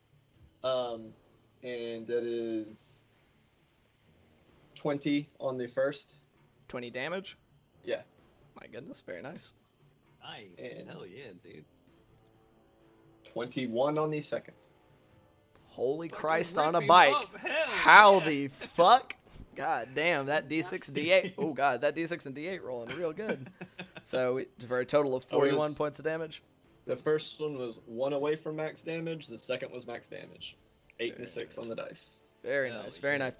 So you turn, and as your kind of eldritch watery runes appear around his person, 2 arrows fly, letting loose, just one right after the other, passing through and kind of being embroiled in that eldritch flame as they pass through your runes and slamming into them, both of them almost all the way up to the fletching, like there's almost nothing left that you can see, and it just lets, like, flinching off to the side, letting out a giant roar of pain. Anything else you're doing for your turn? You're muted. Yep. Okay. I don't want to get filled with Hobgoblin return fire, so I'm gonna move right here. All right. And that's my turn. All right. That brings us to Ella. Ella is going to move forward to keep this guy occupied, lashing out twice with her weapon. That is a 4. And that's a natural 20. Hell yeah. I All guess right. Let's go. We got 12. 18. Oh god, math is really hard. Okay, with 24 points of damage on that second attack, she just kind of runs up and as this goblin. Actually, oh no. What's up? What you mean? Oh no. So as y'all see an alternate reality where Ella slams like her S-stock just like through its person and bits of ice kind of come out and she kills him. It reaches down and like kind of does like a roll and yoink of a sleeping goblin that then becomes impaled by Ella and murdered. Nice. So that goblin is still alive. The other one, She not just so much. Or he just redirected her attack? Yep. Is that what I'm hearing? Okay. And just kind of swap places with it. Just kind of like pulled in a goblin shield to take the attack for him. So, As all good leaders should. of course. That finishes her turn and brings us to our stealthy boys, or boys that at least think they're stealthed. This one right behind you, Julian, kind of popping out from behind the tree. It thought it was hidden from you, not so much. I looked at it before moving up to the tree. Like, sup, bro? And like as you're kind of still glancing behind it, it like pops out from behind the tree and releases an arrow that you just kind of, as you're looking at it, you just kind of lean, it slams into the tree before it kind of like, and just like scuttles back a little further into the woods as he's going to try to stealth again. And he is still very visible. Reaction to just kind of slowly shake my head. Okay. Yeah, I mean, might as well, right? This Imagine, one. like the Happy Gilmore dude. This one's going to move up here. This was one of the ones that actually hid really well. And so this one you don't see coming. You're still kind of like making fun of the other goblin, Julian. As another arrow comes flying at you. And I believe that is an 18. And that doesn't quite hit you because you have a 19. I'm not using. You're not using your I think shield, that so hits. that make it that brings you to 17, right? Yep. Okay, so with an 18. That in fact hits. That's gonna be 7 points of piercing damage as this one seems to hop out. This one seems to pop up out of the bushes and release an arrow at you. Before. Unless you just want to say the shield is like on my back and it hit the shield on my back. I don't think so. However, when it goes to rehide, it does not do very well, and so you are now aware of his presence. That brings us to this one, who is just gonna keep shooting at Jakob, and I think, unfortunately, Does the smoke from the tent give me cover? it does not. And unfortunately, this is the one that was kind of ambiguous on its stealth roll, but it did roll above yours. Unfortunately, you're one of the few people, and it can still see you very easily. God damn it.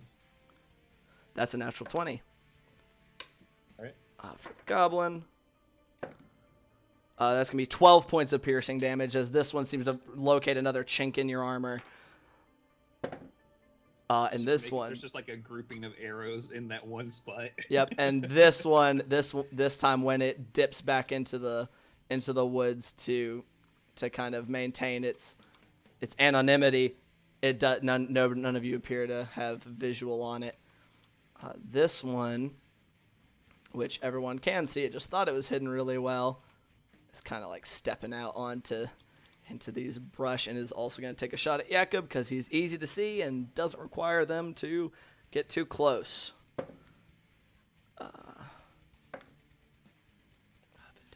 That is a 19 to hit.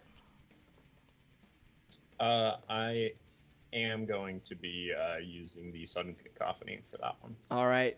So it looks only you can see you notice as you notice this goblin stepping out onto it, this little like slightly raised up platform of where the ogre had been sleeping previously, as it seems to take a solid aim. Like you can feel that this is probably going to hurt a bit.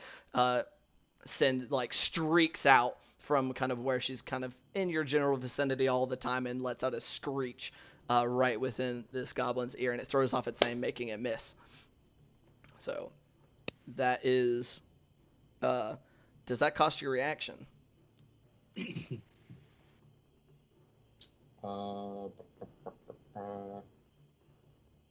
Does not say that it does. It doesn't say that it does? Okay, cool It's beans. special. Okay, Hey, DM, perfect. I brain dumped and didn't apply the damage to my character sheet. How much was that?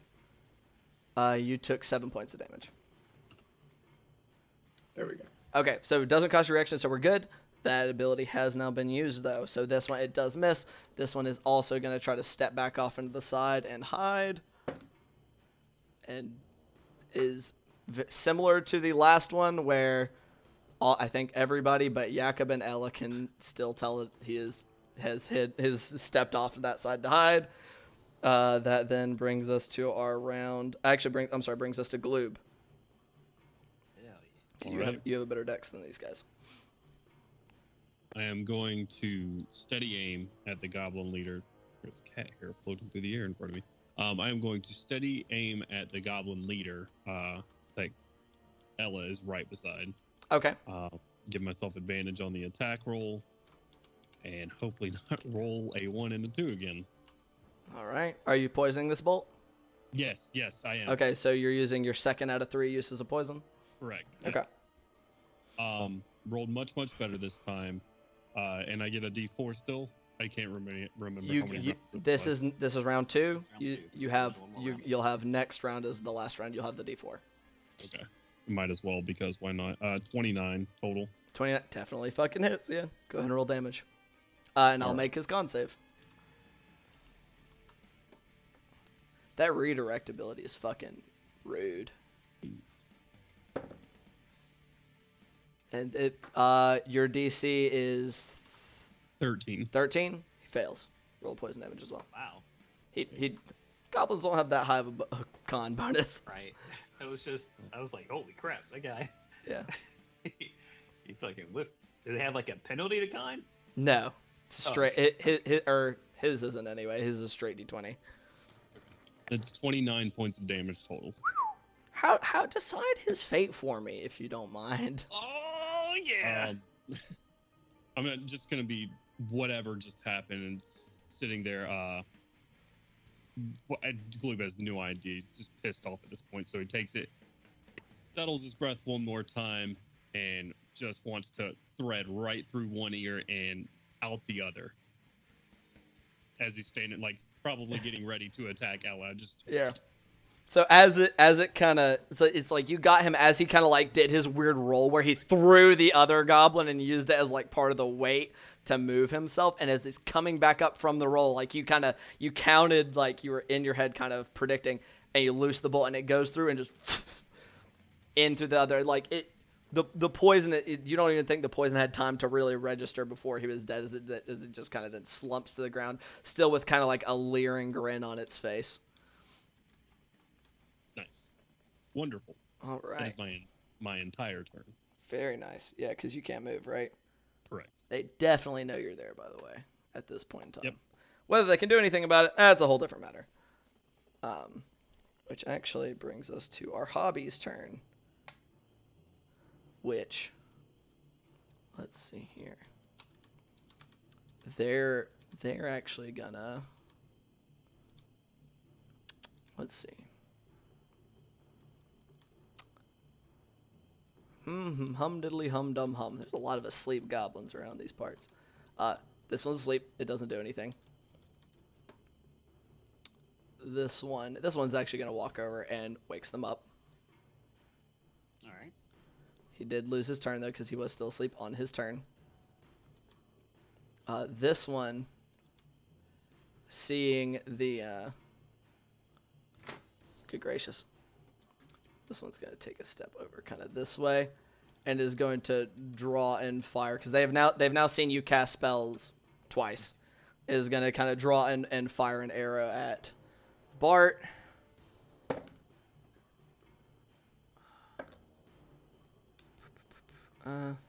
16, unfortunately, still doesn't quite hit your AC, just skittering off your plates. This other one, though, on this side, can see Gloob, who it just saw fell, the goblin leader, and is going to knock an arrow and fire at you. Okay.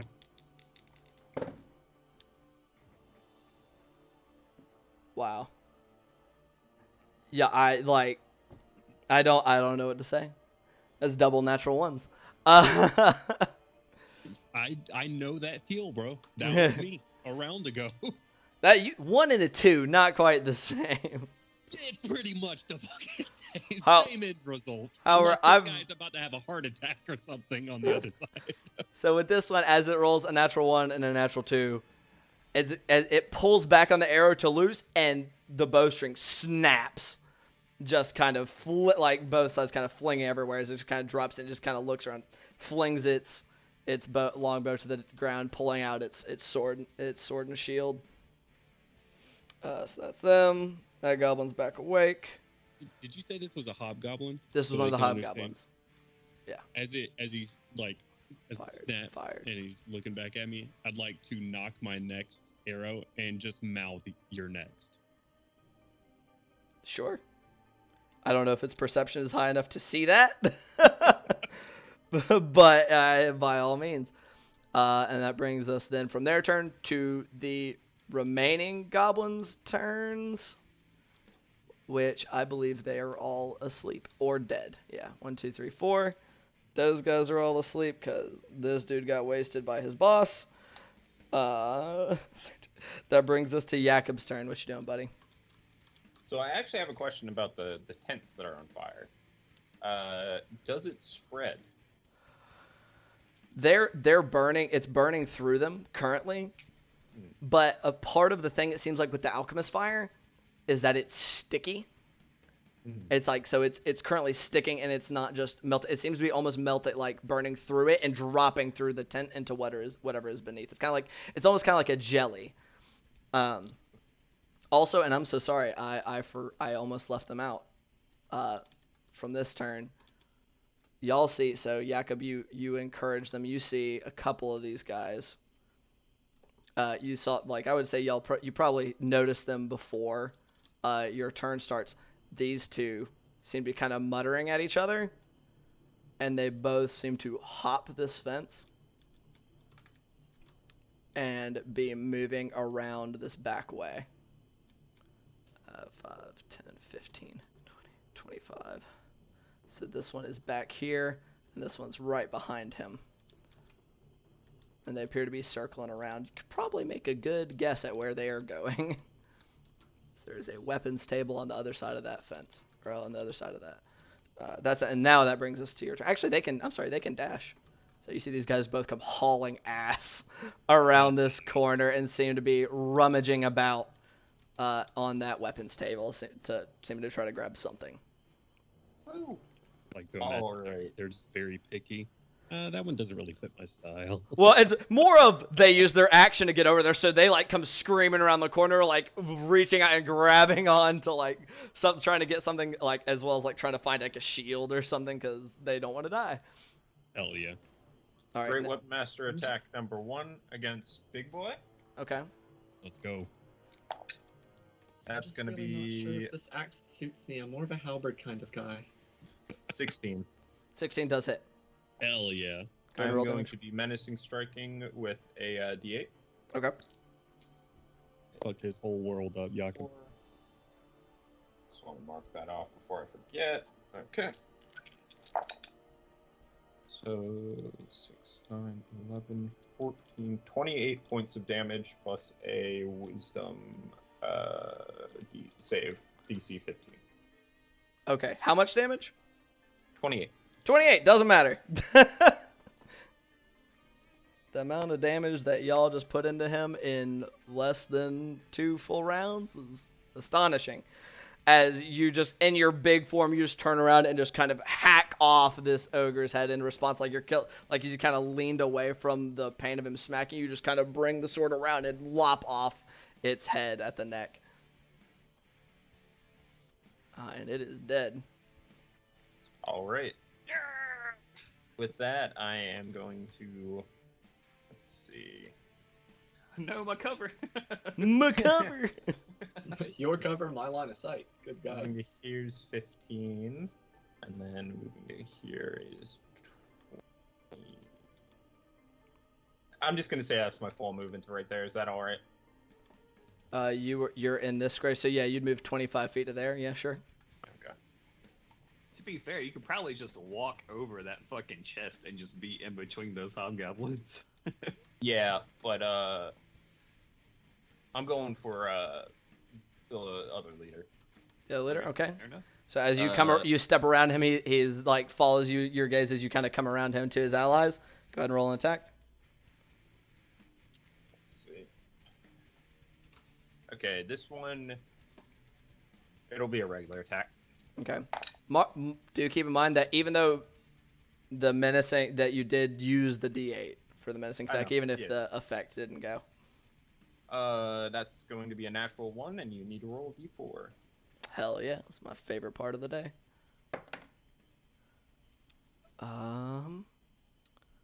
Let's see here. I think this is actually the good one for you. Gathered Whispers.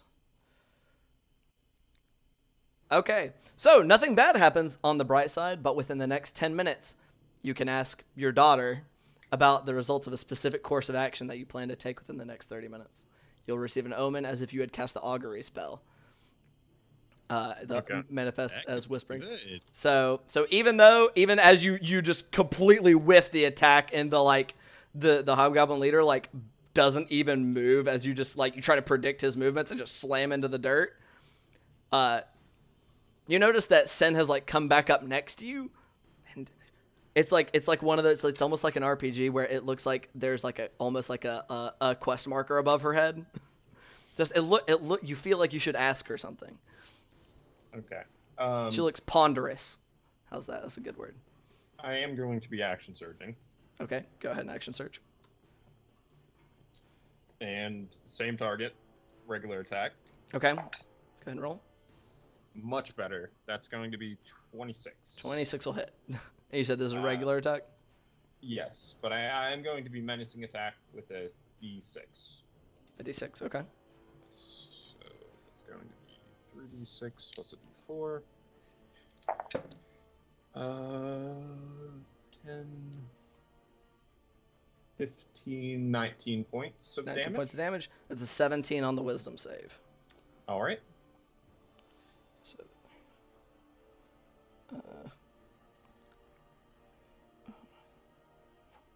okay. So with that attack, cutting even as he barely moves, seemed like maybe how badly you missed the first time really kind of made him a bit arrogant. And it takes the second one, just a giant slice across one of the more less armored parts of his body. Another attack against him. Okay, go ahead and roll. 18. 18 just hits. Nice. This is going to be Back regular. The Slayer. Ooh. 8 points of damage. 8 points, nice. Not doing as much. as that first hit, but still seeming to carve a furrow. And then I am going to be bonus action, Great Weapon Master attack as I killed the ogre Okay. for my final attack against him. Fuck this man up. Yeah. 18 again. 18 does hit. Go ahead and roll. Much better damage is going to be 13 points of damage. 13. Very nice. Wait, what? Did you wait? Oh, this was a regular attack. Oh, Yeah, okay. right. I thought you. Okay. It was you were getting it due to the Great Weapon Master. Okay, I Yes, misunderstood. yes. I misunderstood. Okay, this one just seemed like even though you missed, you killed the ogre and you missed that first attack, you then kind of that surge of adrenaline comes out and you're able to release 2 attacks, and then that last one with your bonus action just eviscerating this hobgoblin. All right, is that gonna be it for your turn? I'm just going to look at him.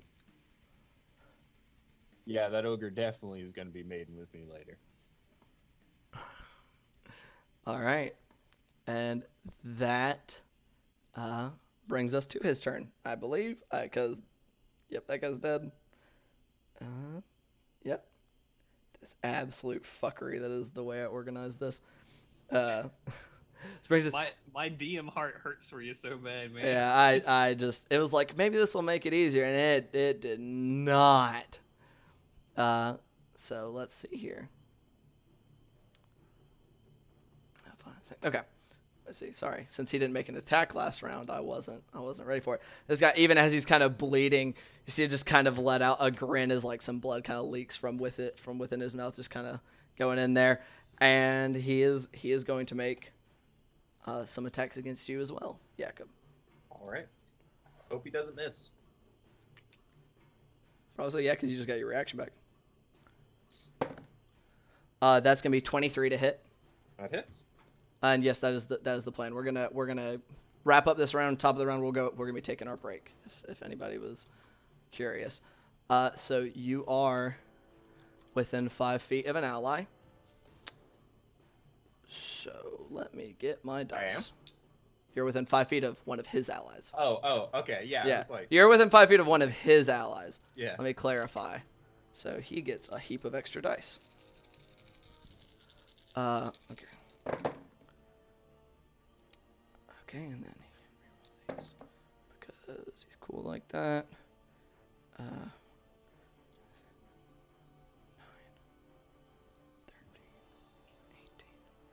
13, 18. You take 21 points of slashing damage. As he kind of goes in for a retaliatory attack, finding just a gap in your armor and cleaving right into it, cleaving through an area that didn't seem to be protected by any chainmails. It just sinks in as his blade sinks into it, and he rips it through along one of the part of the serrated edge of that blade and comes around for a secondary attack. And that one's going to be a 24 to hit. That hits. This one doesn't get extra damage. I'm gonna assume that his base damage is gonna do enough to do that. Do what? Just put me down. Oh, this is going to knock you out? Yeah, I have 5 health. Oh. Yeah, that one does 11 points of damage, yes. So taking away the -3, that will be 8 points of damage, which is enough to put Jakob unconscious. Oh, you laid yourself down. What's that? Does that end the enlargement on him, or is that still going as long as he's I alive? double check the wording on it. I'm pretty sure since it's not a spell, it just keeps going. Okay. Yep. So he just collapses in a ginormous heap. And as you guys see this, the Hobgoblin leader take these 2 massive attacks in retaliation against Jakob, knocking him unconscious, and we come back to the top of the initiative. That is where we are going to go ahead and take our break real quick.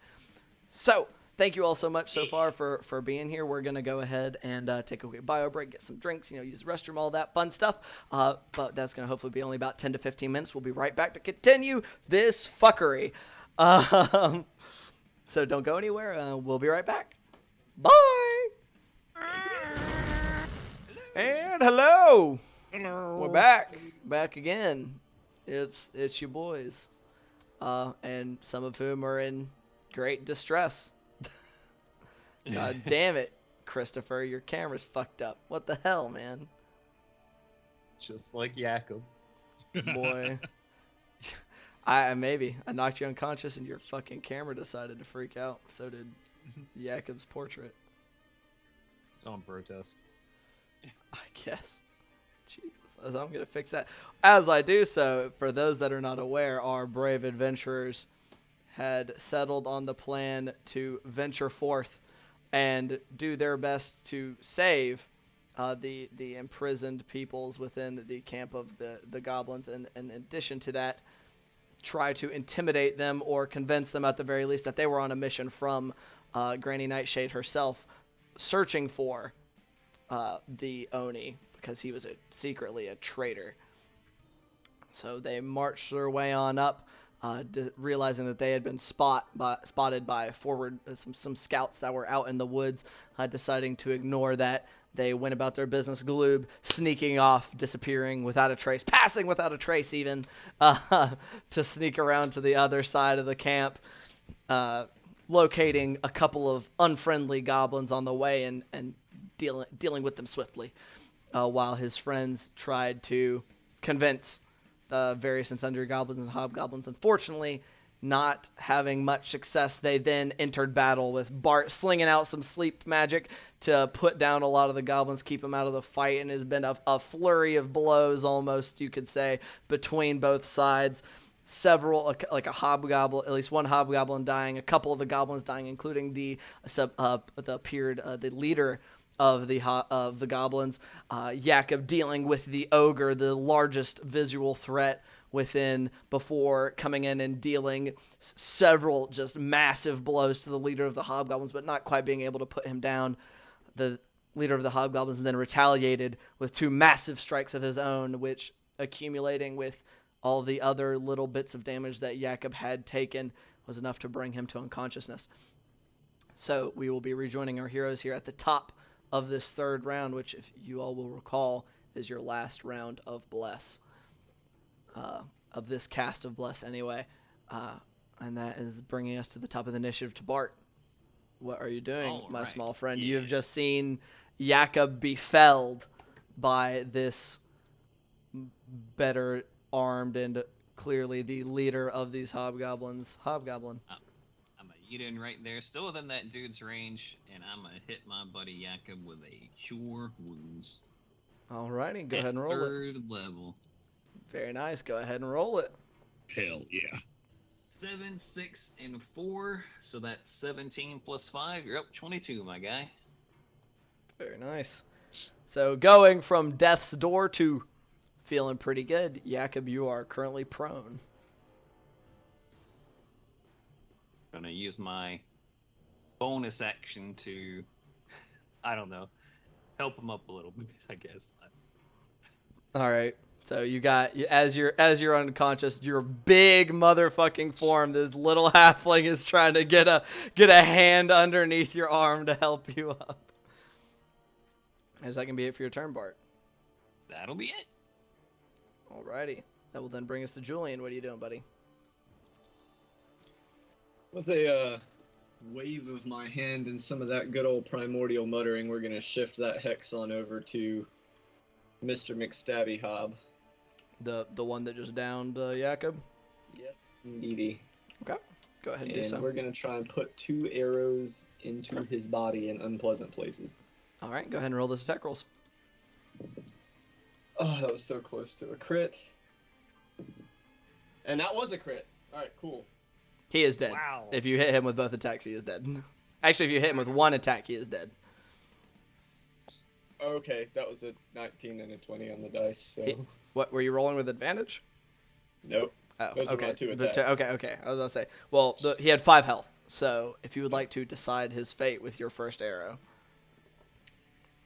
The hex flares to life in front of him. His back still to Julian from turning around and stabberinoing our big friend. Julian takes his shot, the arrow splitting through the back of his neck and popping out in front of his mouth. All right. And So, that's it. so as you do, he seems to be kind of like, despite all of his wounds, bleeding heavily, he seems to be reveling in the battle, the ability to test himself against such a large and that was your hex, right? Not your Hexblade's curse. Yeah, Correct? that was my regular hex. Okay. And so as like I said, as he's still reveling in his battle and felling this foe that had dealt him such enormous wounds, kind of his head leaned back and laughing, not even quite noticing that this man is now back to consciousness. Your arrow streaks through with that black eldritch fire and right through the back of its head, jutting out of his mouth, seeming to cut out his life even whilst he is still enjoying himself in this confrontation. Gotcha. Well, since I did roll the 20 for the second shot, can I apply it to my next target? Sure. All right. Who are you It'll attacking? be this hobgoblin right here. Bam. Okay. Go ahead and roll damage. That had a swerve to it from my angle. Right. That is. Oh wait, no, I don't get that. that's a Yeah, hex. no d6. No d6. Just the d8 plus 7. That'll be 15 points of damage. 15 points of damage is just enough. Oh, cool. It's just enough. So 2, 3, 4. Alrighty. So doing just enough damage, the secondary arrow coming in and taking this one seemingly like as it's kind of trying to raise up its bow, kind of going in through the armpit. You're figuring hitting something pretty important as it sinks in. It sinks further into its torso, and this one just kind of gurgles for a moment before falling to the ground. Anything else for your turn, Julian?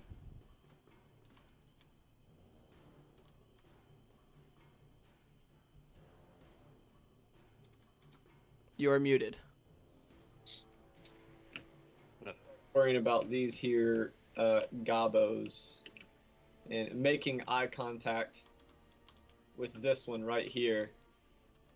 Going to not even run, just kind of stroll over behind this tree. Sure. Alright. Alright, does that be it for your turn? Yeah, that is bonus action and some move. So yeah. Alright. That then brings us to Ella's turn. Ella, seeing that Jakob is down but has now been brought back up, is gonna, because she's an awkward spot, she's gonna 5, 10, 15, 20, and is gonna step up to this hobgoblin right here, as they are the most immediate threat to Jakob, who is down. It's gonna take one attack. Fucking hell, I don't know what's up with her and rolling 4s on her first attack. That is unfortunately gonna miss. That the hobgoblin seemed to dip out of the way. Oh wait, that one's prone. So that's with advantage. So 4, and then a second fucking 4. So not able. This one having been woken up by its friend, she goes to stab it, and it just leans to the side. Her sword stabbing into the earth beside it. She goes to take another attack. Y'all, it's still, this one will, I believe, hit, but this is ridiculous. I rolled double 4s on the first attack. This is double 10s on the second attack. This is, I don't like this. Let me make sure it hits. Oh, actually, it might not. Let me double check her to hit. Actually, might be a little closer than I think. No, the second one doesn't hit. So she's just stabbing on either side, trying to pin this thing down, and this one desperately rolling from side to side, trying to preserve its own life. Not quite dying. And she's not going to use any of her blood maledicts because she is saving those for a special someone. That's going to end her turn and bring us back to attempted stealth goblins. The first of which is this one that you're eyeing, Julian, and Just making direct eye contact Yeah. with the hidden goblin.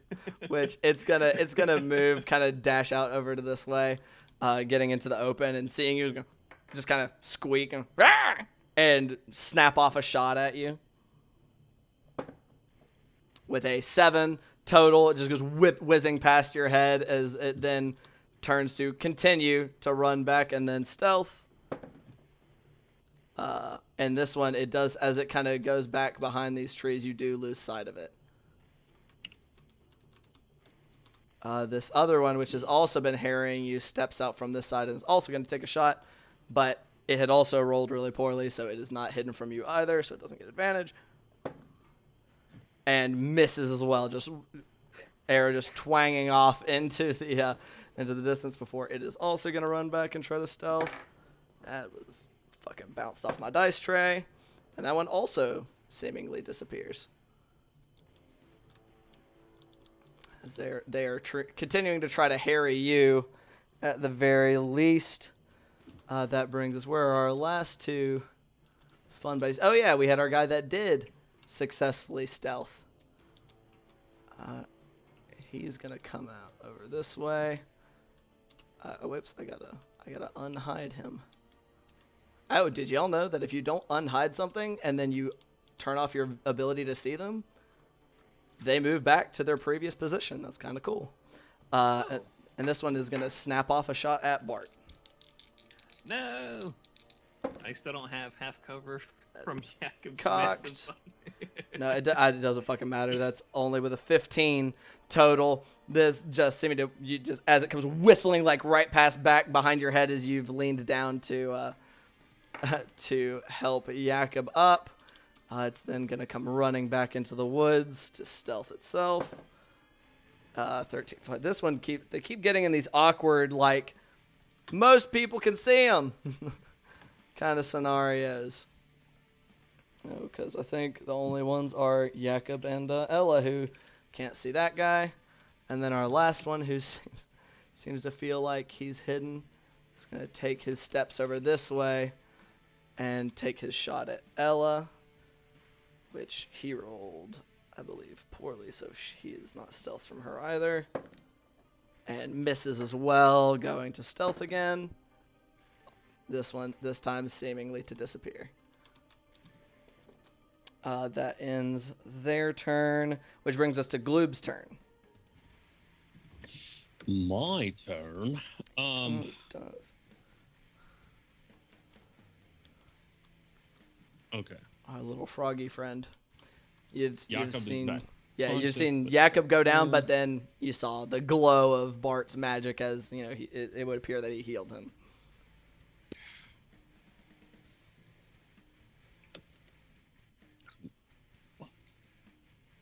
I'm gonna try it. I don't know. I don't know if it's even worth it. What you trying to do there, buddy? As I'm walking over here, I'm gonna turn the hilt of Captain's Authority, and I'm gonna use Enhance Ability. I'm gonna use Eagle Splendor to give myself advantage on Charisma checks. Sure. And then I'm gonna spring up onto. I will. This Something to keep in little- mind, that is your action. Right. To cast Enhance Ability. Okay. Right. I'm hoping it doesn't take my action to do this, but if you rule it that way, I'll wait until next turn. If you're trying to like intimidate them or persuade them or something, like that would be your action to try to do so. Gotcha. Okay. So this would be a two round process. I don't think they're gonna last 2 rounds, to be honest. So I will give you the opportunity to roll that back if you so choose. Yeah, I mean, in that case, I'll just bonus action instead of doing that. I'll bonus action hide up to here. So are you still doing okay? You're instead of Captain's Authority, instead of using Captain's Talent. Okay. Yeah. I'm gonna bonus action hide here and then aim for. You said this front one's prone, right? Well, actually, no. I told this one he's next. This one is prone. This one is the one that shot at you, and then this one is the one that woke up its buddy. Okay. Yeah. I'm gonna go for the one I told he's next. I don't know if he saw me or not, but. Okay. I will say he is positioned in such a way, like he did it on purpose. He has half cover. He's getting half cover. Okay. Correct. That's fine. I'm gonna bonus action hide from him. Sure. Go ahead and roll that. 15 plus 11 for 26. You feel like you are hidden from that individual. So go ahead and attack with advantage. Yeah. 17 plus That hits. 9. That hits. Yeah. Wonderful. All right. Yeah. Ah, shit. I should have used my poison, but I didn't. All right. Well, I would keep in mind you only have one more use of that. Right. 10, 15, 20. It is dead as fuck. Points of piercing. That one is dead as hell. As you Wonderful. disappear into the kind of the chaotic shadows and that are created from being within this super dim forest, as well as the fires that are all over the place. Feeling hidden from it, your crossbow bolt comes out, just takes it right in the eye socket as it's kind of poking up from behind that barrel, and it just kind of tumbles back onto the ground. All right. And with that revealing my location, Glue is just gonna step out to right here, getting the eye line of the other ones, and just another bolt right in, just looking right at them. Okay. Alrighty. Alright. Okay. So, that is going to end your turn. That brings us to the hobbies that are still alive. This first one, right here, is going to stand up. And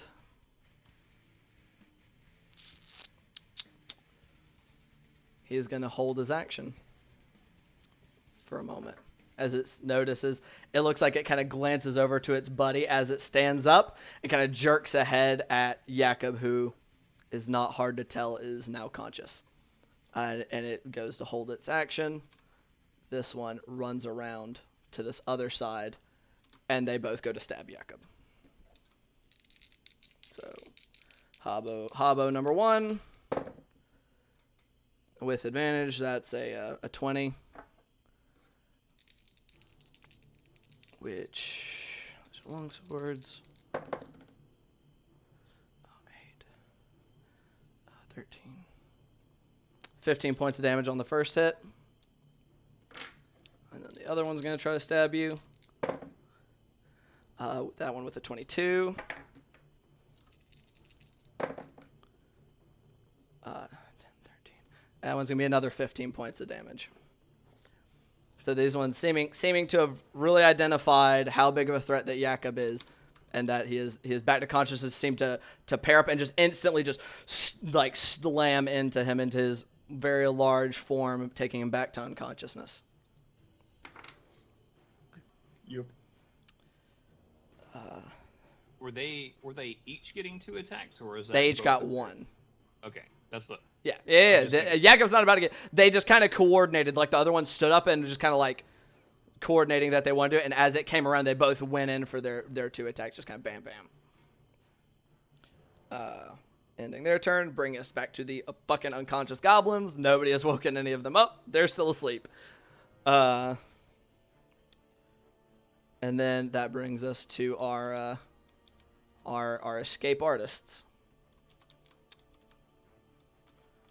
who y'all have seen have now equipped themselves, and the one that was in front comes hustling over this way, seeming to have the glaive that y'all had seen get laid over the other night in one hand, and seems to be hoisting a javelin in the other. And as it does so, it mutters a couple words as it goes to throw at Gloob, as it erupts into a line of lightning.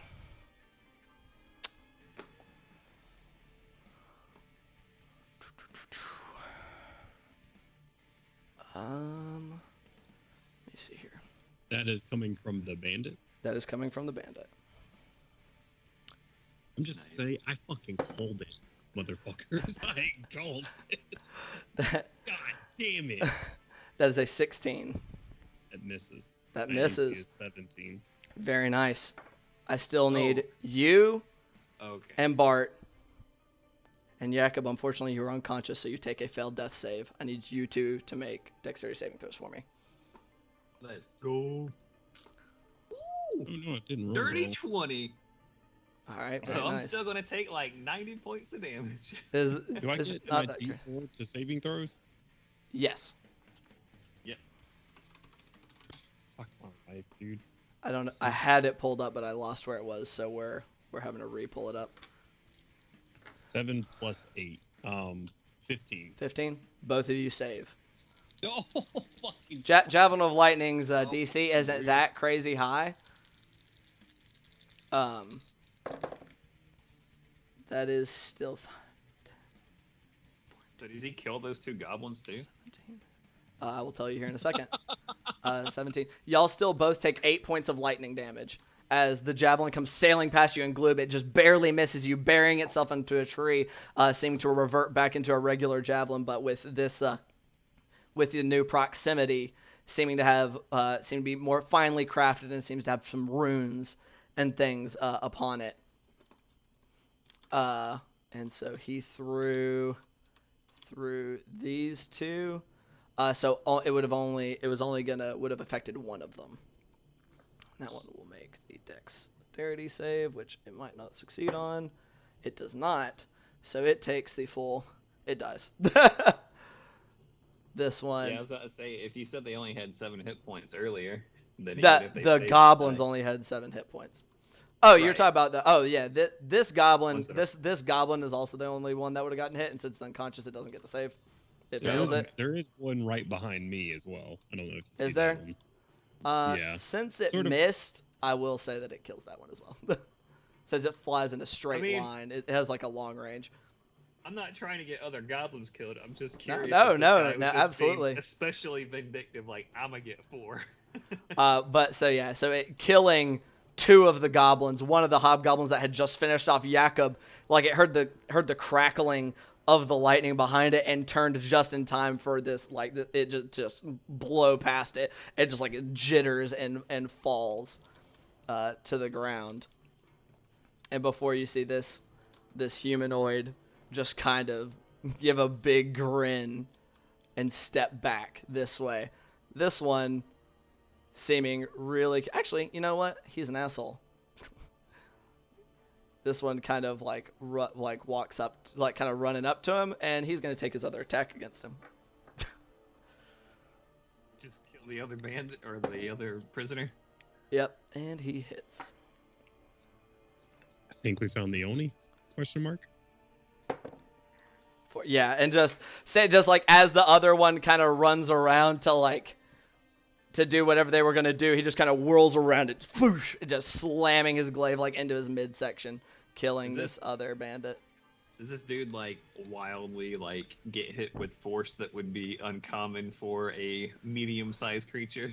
It looks like you just saw this thing just whirl around like almost one-handed, this pretty beefy looking glaive, and slam into like halfway through its midsection as it just kind of went kind of off to the side. And as he kind of finishes, and he just kind of backs away a few steps, and y'all hear a familiar voice of laughter.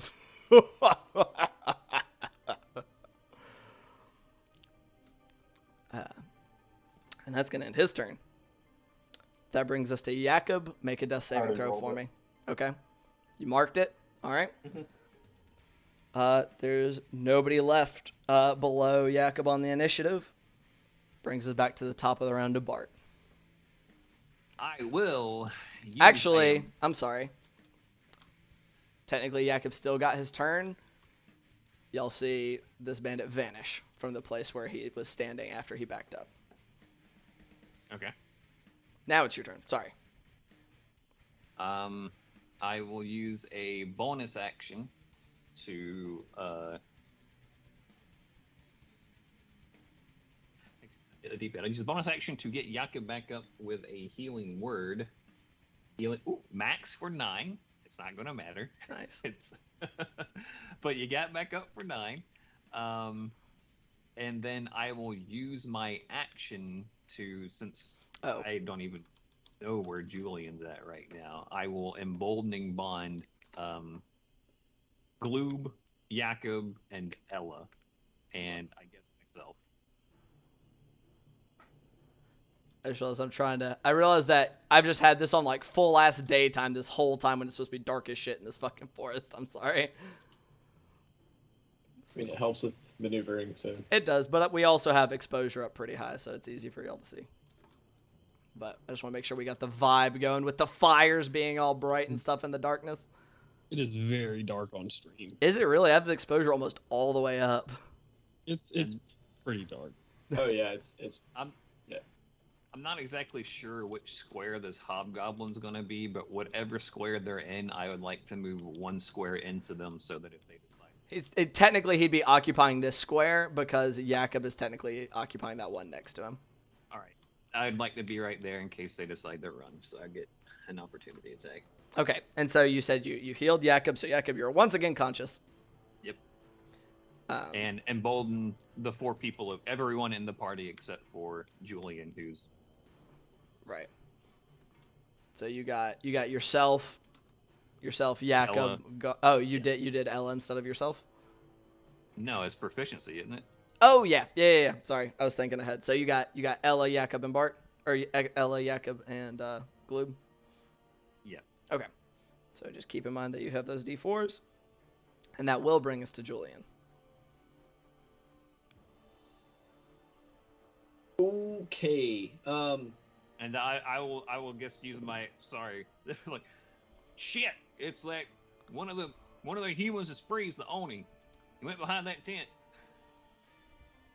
Okay. Were you shouting that towards me? I was shouting that, looking towards the tent to anyone who can hear. I literally don't know where you are. Like, you are way off in the woods, and there's a lot of stuff happening next to me. So I'm just shouting it as loud as my little halfling lungs can. I don't know what tent he's talking about, so. I'm looking at it. I'll give you any indication. So I was getting ready to say that I don't know what's going on except for a bolt of lightning just hit behind me. So. Yeah, well, it slammed more like a right back here-ish in one of this area. I figure a lightning bolt anywhere within like 50 yards is gonna get my attention. You saw it go horizontally across the playing field. So, going to move up to here, which is 30 feet, and.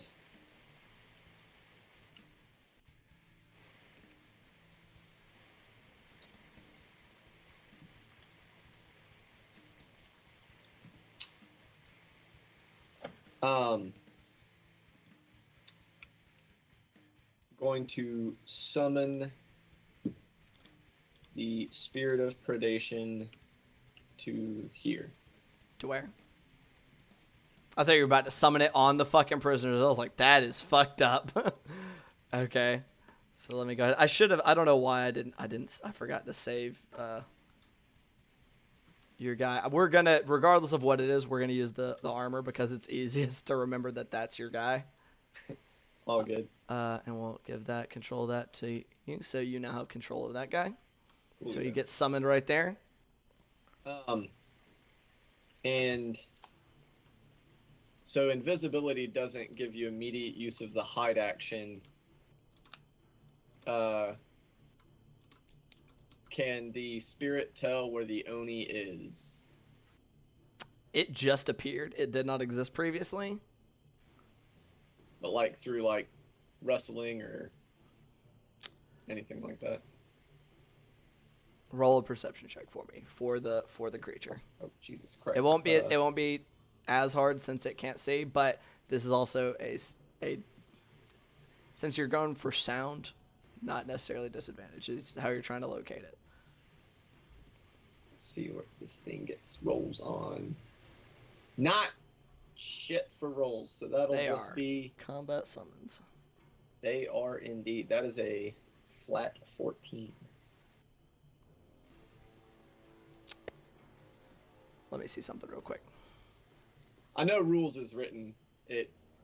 You can tell its location, but I also know that that's fucking stupid. So. Yeah. I'm gonna say with a 14. That okay. I mean, we'll yeah. It hears some vague rustling in this area. Kind of in these areas. I don't know why my light is being so weird, but it's in these squares. All right. Let's Yeah. move there. So it should be within 5 feet. And this is the sorrow variant. Okay. What does that do? It reduces its movement speed by 20 feet for the round. If it starts its turn within 5 feet, yeah. within 5 feet. So Okay. if it's in any of these squares surrounding it. Sure. And it will make a haphazard attack. So it will still be at disadvantage. Yeah, I know. Right there. So it's making its attacks at where it thinks the invisible creature is. At disadvantage, that'll be. Oh, god damn it! Of course. What are the results, my man? Well, the first one is not gonna be it because it was a nat 20 on the first dice. Oof. Oof. Right.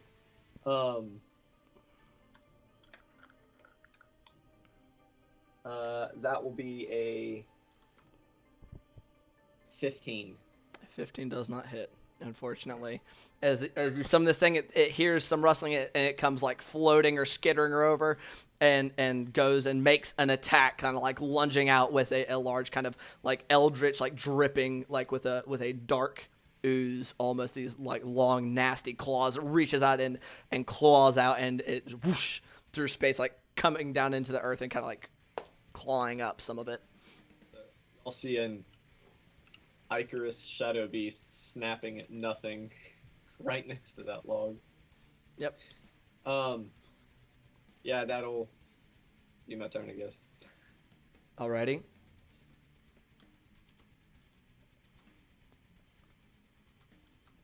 Yeah. Your Icarus Shadow Beast hears some movement behind it.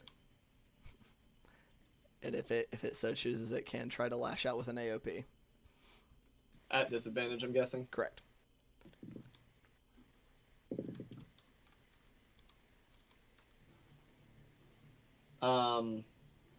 Better upwards inflection.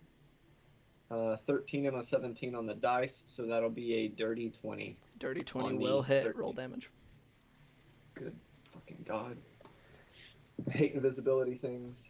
It'll be a 17 damage. 17 points of damage. Okay. Jeez. It does not appear.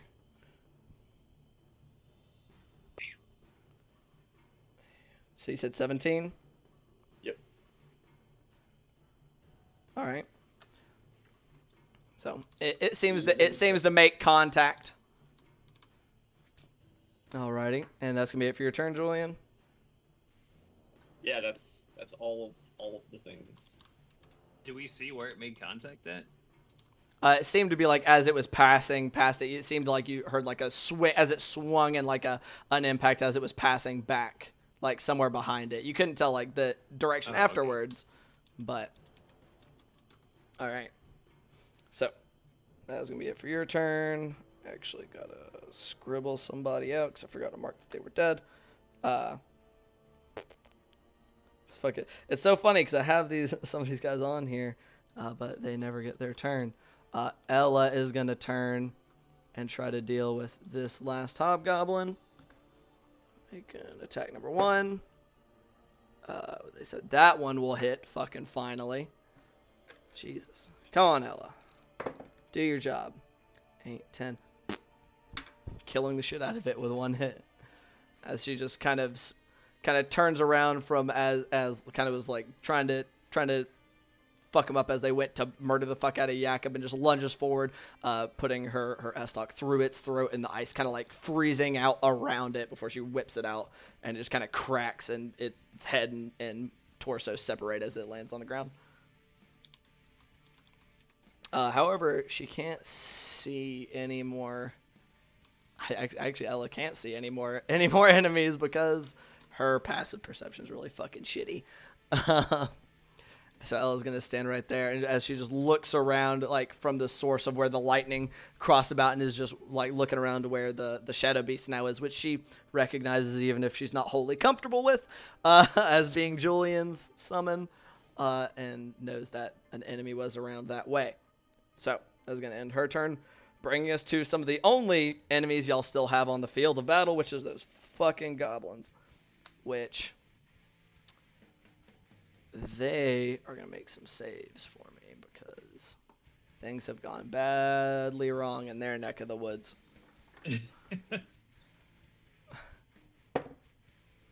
Nope. Nope. Nope. And from the ones that y'all can see and the ones that you can't see, y'all hear some chatterings and kind of calls and movement as they all appear to be fleeing.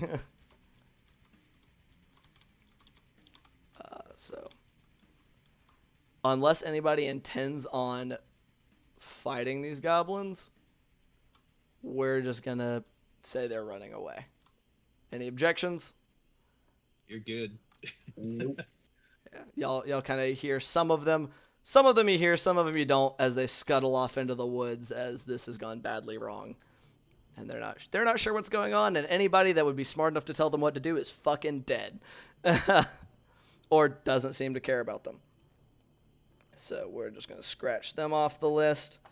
That is then going to bring us to Gloob. What you doing, buddy?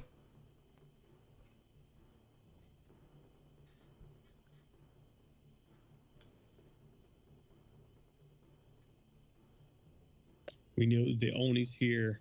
We know that it absolutely fucked us last time with that large area attack. So although I want to go check in with Bart and Jakob, am not going to do that. I am going to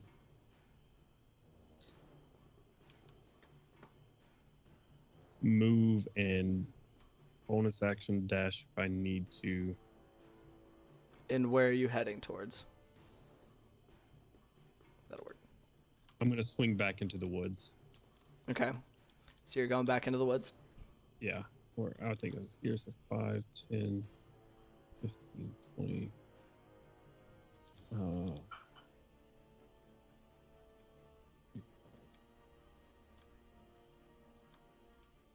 I'm going to just get right here for right now.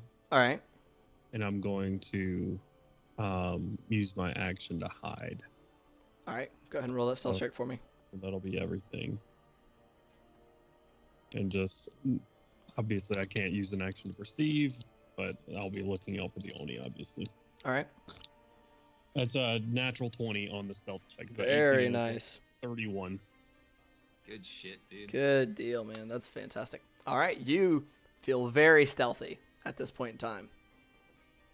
I'm just gonna be like, you said we saw him like disappear, right? He faded from vision very much like he did before. Yes.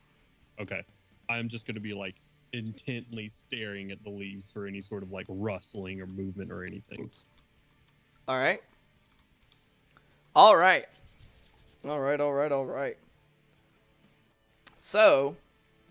Quick question before we go further. Yes, sir. When the Oni moved and my shadow creature got a AOP, was it moving in this direction or that direction? Like where was on the left-hand side where I shone the light earlier. It had been moving this way when it lashed out. Okay. But all right, just double checking before we got too crunchy. All right. So what y'all will see appear before you guys, because I don't have anything else worth using. Bow! Hell yeah.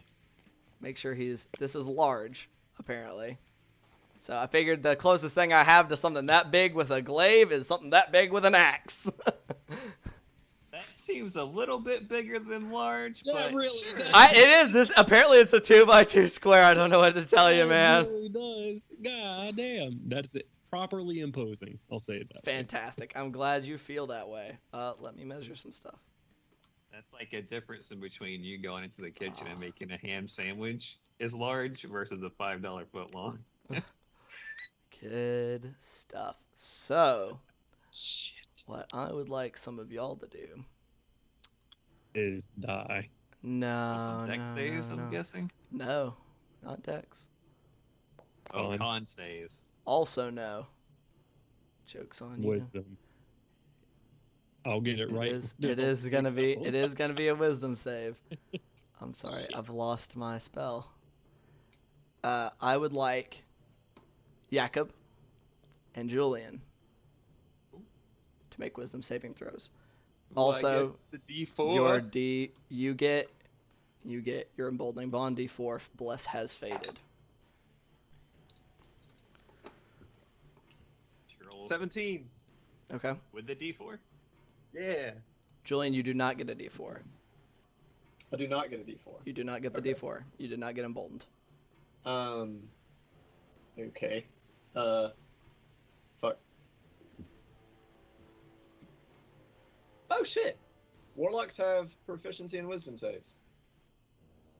I did not know that. That'll be a dirty 20. 30-20. Okay. Y'all do both save. Fucking thank you. Unluckily for me. So as y'all see the Oni reappear, and it just kind of raises an arm and as it raises its arm, like this inky darkness seems to drip from its hand as it flings out in y'all's direction, like landing both on Jakob's prone form as well as Julian's. And for a moment, what y'all see around you turns into a nightmare, as all your friends that you can see, minus Glue because he's basically invisible, appear to be these absolutely horrific shadow abominations that you can only perceive as a threat before you're able to, through force of will, force away these false visions. And Hell yeah, fuck that guy. Guys. very good. Very nice, very nice. All right. So that is his action.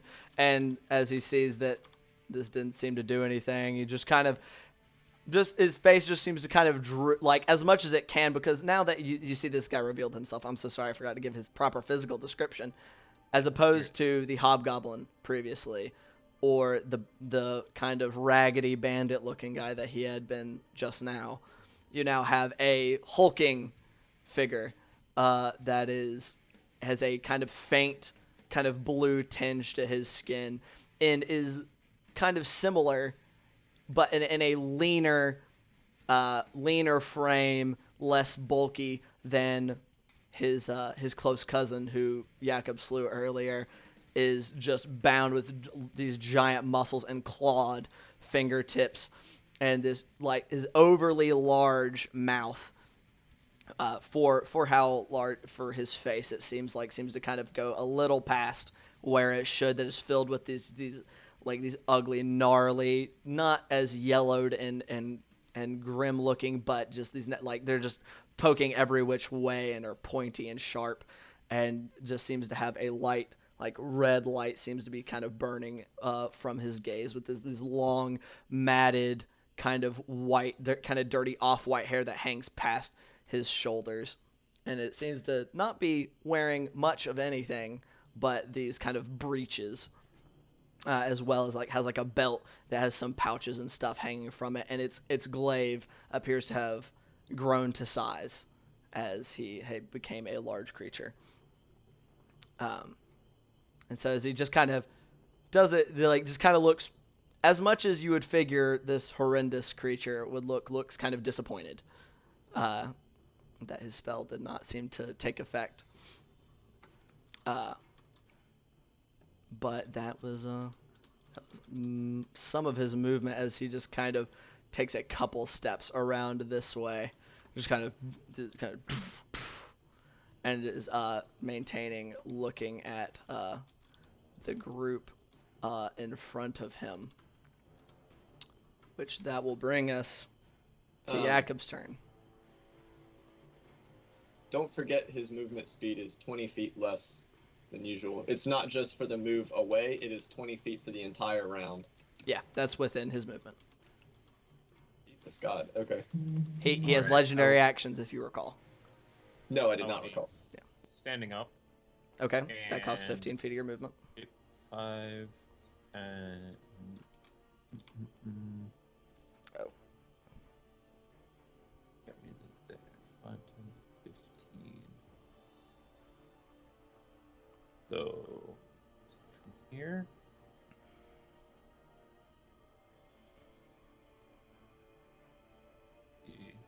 And something to note is that Julian, while you can see where the wound where your creature landed an attack, it does, like, as you're watching as it cast this spell and then took a few steps away, it does seem to be closing, like, before your very eyes. Oh shit. I don't like that. Okay. I will be regular attacking. Okay. Using the D4. All right, go ahead and roll that attack. That's going to be 25. 25 hits. Go ahead and roll damage. Okay, I am going to be trip attacking Okay. with the D8. Oh shit.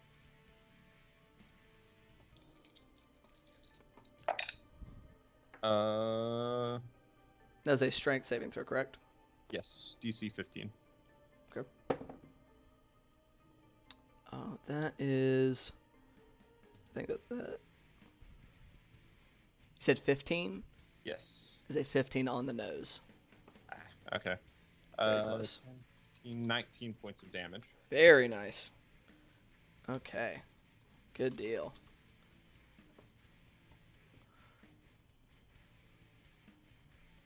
Alrighty. Very good. Very good.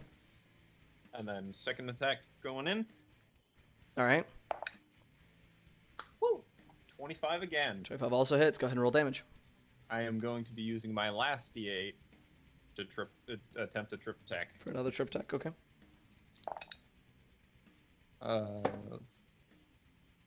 That one succeeds at it with a 10. Hell yeah. What's the damage? So that's going to be That 8. sucks, Glue. I'm sorry. 8. 16 points. 16. Very nice. All right. Alrighty. Very nice. I mean, still your movement speed away, though. Okay, so Jakob, as you come in with these two big attacks, your first one seemed to make contact with his leg, but not quite being able to get out from under him. Then you bring it up and bring it around. The second one, actually being able to take his legs out from under him and knocking him prone, which I'm going to use my cool little thing here with this big ass model as it knocks him prone. Big nap for big boy. Doing some damage, putting in some pretty solid cuts. But after your turn, so as he hits the ground after you hit him, he just kind of looks up at you and just kind of like grins and very good, and vanishes.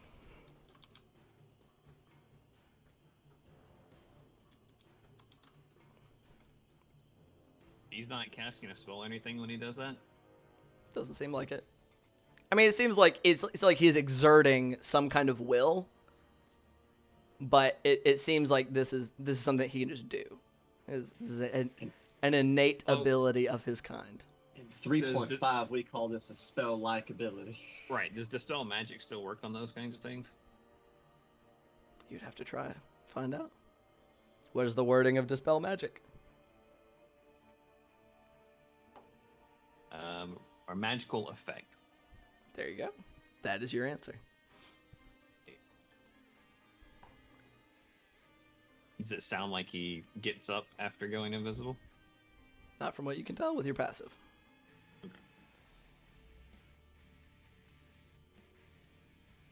That I'm so sorry. That will ending Jakob's turn bring us to your turn, Bart.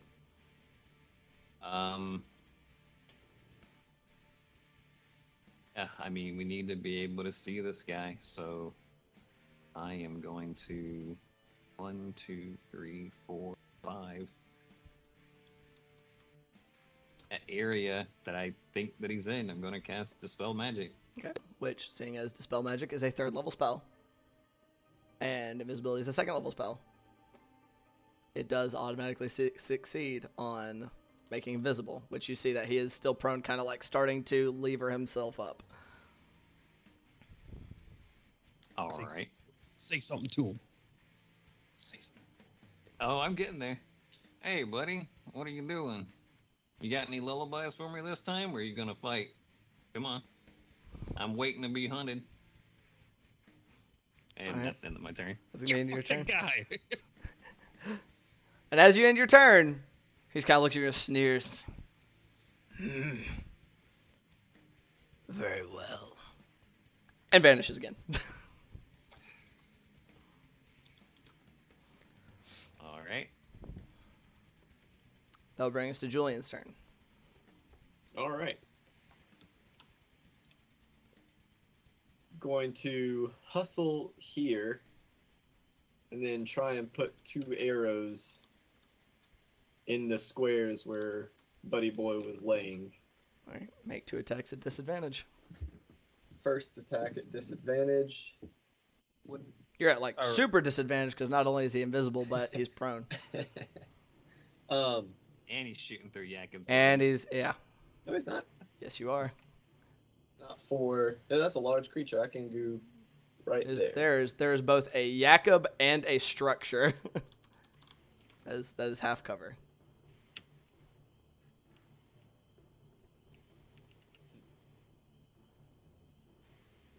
The first arrow will be a dirty 20. Okay. Second arrow will be a 12. First hits, second misses. Full damage. Okay. With less than impressive damage compared to the other numbers I've been pumping out with a 10. Okay. And as he pops around the tent and shoots those 2 arrows, he will just shout in Primordial, "Run for me, my quarry." Hell yeah. Good shit. Very nice. And this guy, 10, 15, 20, 25, 30, 35. How much movement speed does it have? 40 feet. Very nice. And I can't remember what square it is in. It is within 5 feet of him. Okay. And try and take another swipe at it. Okay. This is a straight roll since it is prone but invisible. Gotcha. 12 plus things, 1 second. It should be your 19. spell attack modifier. That hits. Yeah, I couldn't remember. I had to go to my page on spells because I had my actions open. Gotcha. That will be a not as high as before either, with a 13. 13 points of damage. Very nice. And that is all my stuff because I cannot hex something that I cannot see. That's fair. Alrighty. Once again, 1 arrow landing in your primordial beast thing, kind of able to come up, beast spirit, able to come up and rake through the form even if it can't see it. Is that gonna be it for your turn? Can't use my bonus, so I might as well. Alrighty. Let's see here. Ella's kind of at an awkward loss.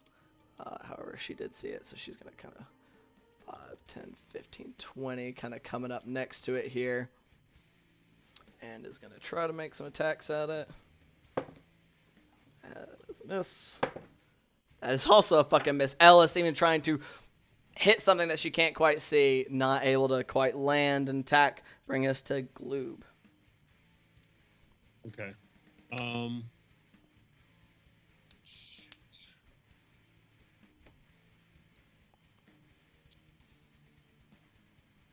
Fuck. Did you use a D4? Oh, did she use her D4? That's a good question. It would not have made a difference.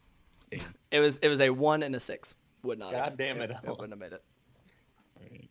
I just need to see how far I can get, like, right.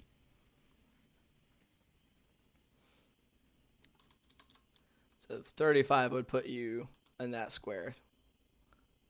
30 would Right. put you in this square right next to it. Trying to get on the exact opposite side if I can. I'm just gonna, as I'm running, fling the crossbow across my back and bring out Captain's Authority, and I'm gonna run it across my arm for one of the last time, and I'm gonna look up at these guys and say, "Stop grouping together." I'm gonna look down where I think it is, and hopefully find purchase. Okay. So a con save if it's not immune to poison. If I hit, I suppose. Yep, go ahead and it's a straight attack. Straight attack roll. +9. Let's go! Let's fucking go, boys. Is that a natural Let's 20? fucking go. Where is it? Where is it? There it There is. you go. Awesome. Go ahead and roll your Fucking damage. Natural 20. Boy, let's go. Roll your damage. Or I guess I'll only roll though. That is a 17 on the con save. That saves.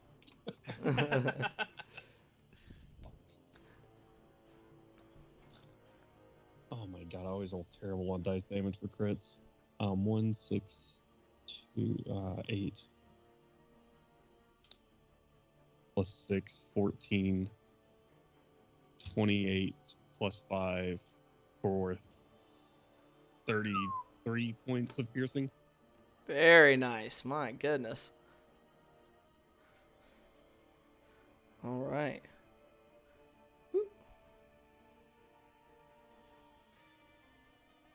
Okay, sorry. Math is hard sometimes. All right, so despite the invisibility, you're still able to narrow it down and you feel your blade sink into somewhere important. And even with as debonair as this thing has been about the damage it's taken before, you hear a grunt of pain from it in this instance. Is that gonna be it for your turn?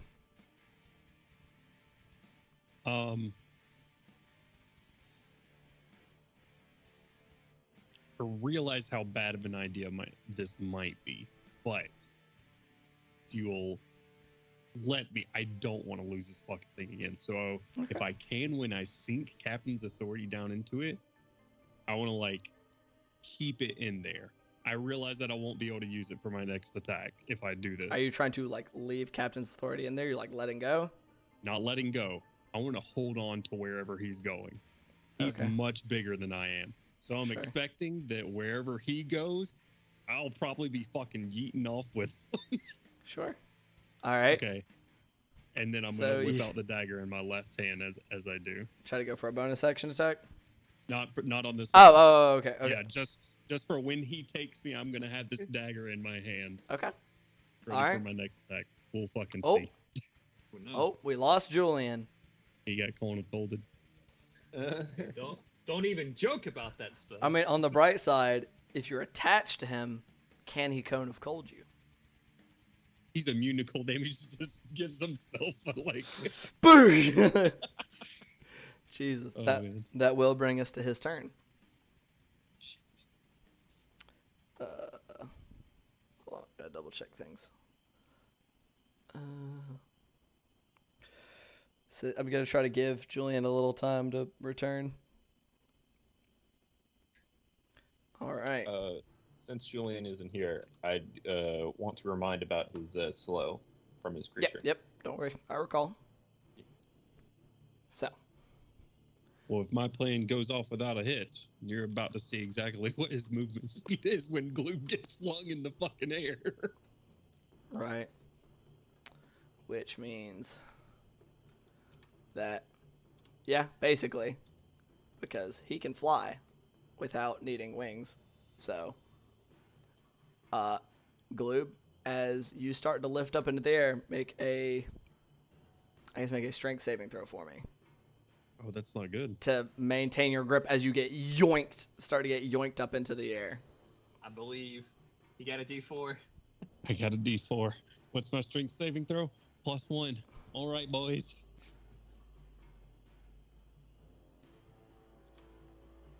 Do you roll a natural 20? I'm fucking Julian this session. That's a August. natural 20. All right. Okay. So Gloob. Oh, maybe that's not a good thing. Oh my Oh god. god. Let's I can't. go. Oh god. I lost you. I raised you too high. You flung me into the forest. Oh god. I can't. I'm trying to. Things that fly kind of fuck me up. So since you were kind of near his chest, you are now attached to him. I Still don't can't see where I him. am. Huh? You have to raise your. Yeah, raise your thing. Oh, I'm in the air. Do Oh, we I- get AOP? Woo-woo? You will get an AOP at disadvantage. Maybe a bonus to their attack since they get a No, froggy buddy. no, you're on one side of him going. Ah! Oh shit! Yep.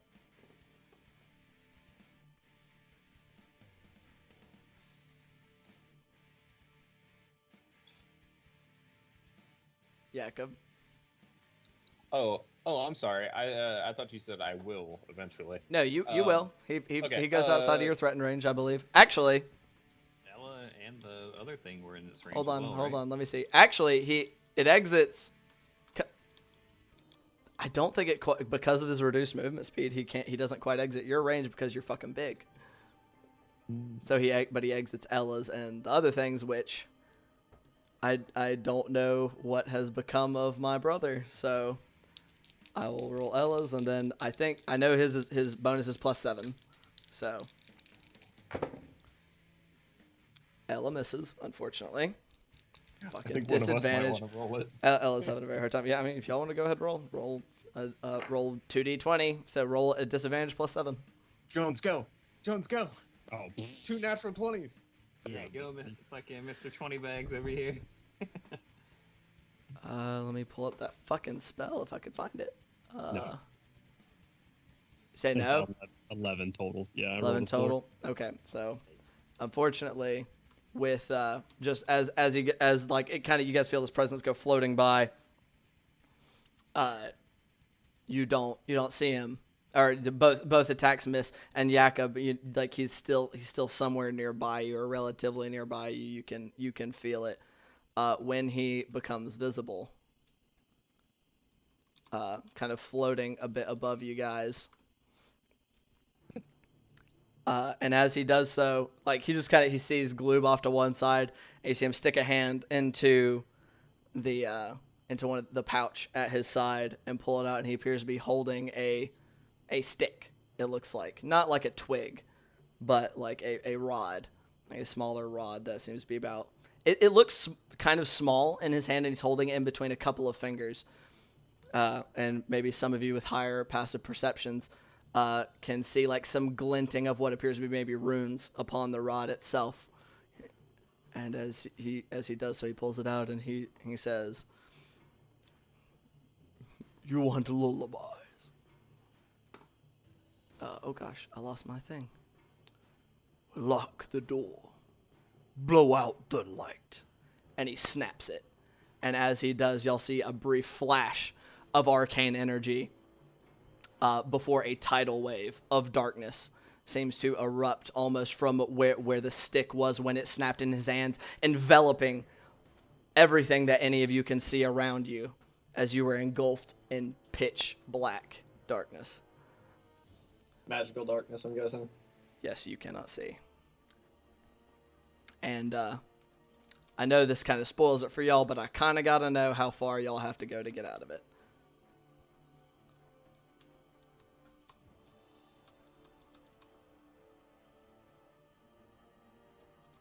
Holy fuck balls.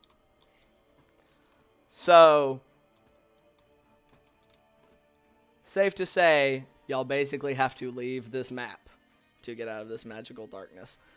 And as it is this pitch blackness that none of you can any longer see, you then hear the voice continuing, "The hungry Odie haunts the night." As not only can y'all not see him, but you can no longer see each other or anything around you, as everything is covered in pitch black. My tail spire crashed, so it works. So I I'm not can't see shit. gonna make like everybody turn themselves invisible and then back visible for each of their turns. I'm going to trust everybody to kind of as they will. That will be that. Woo, gosh.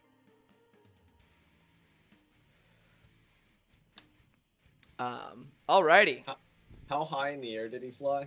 He only flew 10 feet because his movement speed is reduced. So, your creature missed. It's AOP. Okay. So, but now nobody can see shit. So, That he's 10 feet up. he was only able to float somewhere around 10 feet up in the air. Ish. Alright. So, that will end his turn, bring us to Jakob. What are you doing is that you are now surrounded by darkness. Regular attack at the area that I thought he was in. Okay, make an attack at Or disadvantage. where for I me. saw him. 14, 21. 21 does still hit. Go ahead and roll damage. Down toes off, Jakob. Let's go. 12 points damage. 12 points, very nice.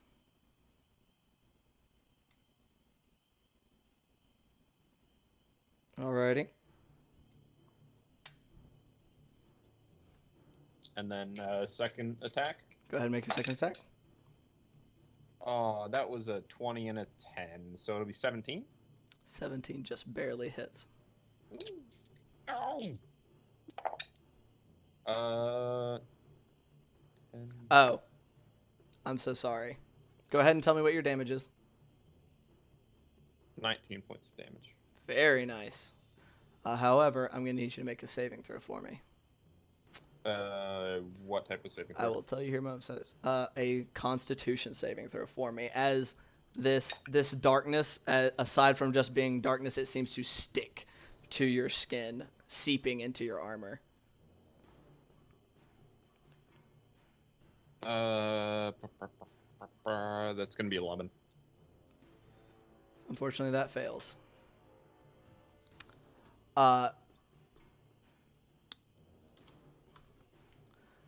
Jakob, you take 1 level of exhaustion, as well as 9 points of necrotic damage. As this I darkness am seems to down. sink into, seems to seep into your muscles themselves. Question. Yes, Failed death saves carry over, right? correct. Alright. All right. Is that end your turn? I am downed. Oh, yeah, that's right. Yep. You are down. And as it does, Gloob, while you can't see, you feel yourself move upwards. Why can't I float him up higher? There we go. He is now this high. And you are now this high. Are we still in the darkness? You are still in the darkness. Hi. Okay. You are very still in the darkness, unfortunately. All right. That ends that turn. Just start screaming. Gloop has probably not stopped screaming. To be completely fair. All right. Oh, Jakob, I'm sorry. Two spells kind of merged together. You do not have a level of exhaustion. I mean, you're still down. The damage carries through. The exhaustion was another bit of spell. Okay. So my bad. My apologies. That got very scary when you said that. That's all I'm saying. I bet it did. That then brings us to the top of the turn to Bart. I mean, yeah. Do I hear what sounds like a collapsing Jakob? I will say, with as high as your passive perception is, that and considering the fact that you are right fucking next to him, you probably heard a brief, a swing and an impact of his sword, as well as and then him collapsing. Actually, I really hate to say this. Okay, no, it ends its turn. Okay, you're good. I was about to say, if that's at the top of the turn, you don't get that damage, but you do. All right. Yeah, I'll go over Jakob and I just hit him with. Oh, yeah, I lost you there. You said I'll go over to him and hit him with a. I will hit him with a cure wounds if I can fill out where he's at, and bring I him will back say up. easy enough with as big of a boy as he is still. Didn't hear that. Right. Okay. Okay. It's only 7. All right. Are you doing anything else with your turn? Nope. Roll a Constitution saving throw for me. Not with advantage. 17. 17 does save. So you only take 4 points of necrotic damage. As you, similarly to Jakob, you can feel the darkness seems to almost have physical mass as it seeps in between your armor, and you can feel it burning away at the skin beneath your plates. Wait, is that at the end of my turn? Yes. Oh, I would have. You told me after I'd done the hit. Yeah, sorry, I'd missed. That's why I double checked to see if it was at the end. So, I would have second winded. Okay. On my turn. Okay, so go ahead, roll your second wind, and then subtract 8, because that's how much damage or 9 damage, because that's how much damage you took. I was at 9, so plus 11 would have put me at 20. Back down to 11. So 11. 11. Okay. So does that change what you would have done on your turn, Bart? yeah. So Yeah. you can change what you would like to do. You do not hear him go down. All right. So what would you like to do instead? I need to read something real quick because I didn't think this would be available to do. Sure. Second. Can I use Balm of Peace for vertical movement? No. You cannot fly. I didn't know if I could get like an increase to a jump. No. I'm just trying to figure out a way to not be worthless. I can't cast any spells on anybody. Yeah.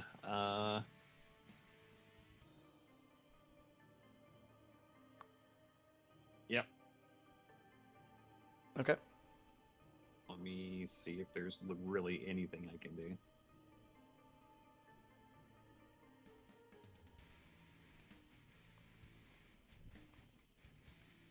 Yeah, I need line of sight for pretty much everything.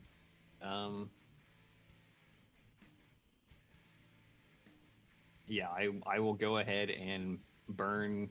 I guess I will use my action to where I know that these people are nearby in the area and zip around towards the people that I know of. Well, did Ella take any damage? I think she's taken a little bit. Not very much. Very minimal amounts of damage. Okay. I will do what I probably think I would do, and I will move forward and as a bonus action, make an attack at disadvantage At nothing and atop me with a spiritual weapon. Probably not in range, but I would still try to do it. Okay. Sure. So you're summoning up your spiritual weapon? How high in the area as I can't tell. But Okay. So you're just summoning it up? I'm going to take a swing at the air, or if something's there, I will swing at it. Okay. What were you? Okay. So I'm moving forward. If it's within, I think you can summon it within 60 feet. So where Gloob's at, I'll take a swing at where he sounds like he's at in that general vicinity. Okay. Oh, hell. Okay. I rolled a 15 and 16 at disadvantage. Total? Plus 8. Okay. So 23. All right, so that will hit either of them. As It you won't kinda- hit either of them? It said it will. That would hit either of them. Okay. So I am going to roll a d6. Okay. I want you to call high-low. Always high. Hope it's okay. Because I roll max damage. Okay. That was a 4. Hey. So So he takes 13 points of force damage. all right. Very nice. And with my action, I will lean over and cast guidance on Jakub. All right. All right. At the end of his turn, you're gonna move a little bit more, Gloob.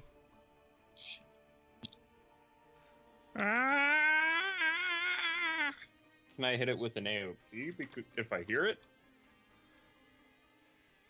You would, since you were not down, you would have gotten your AOP earlier, so we'll retroactively let you go ahead and roll that as well. Okay. So attack at disadvantage.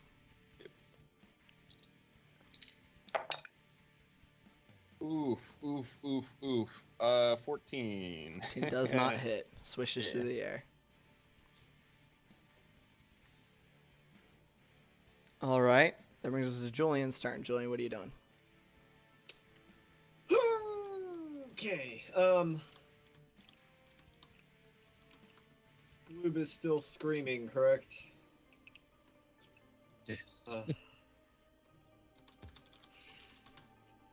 have minimal options. Come here, ruler.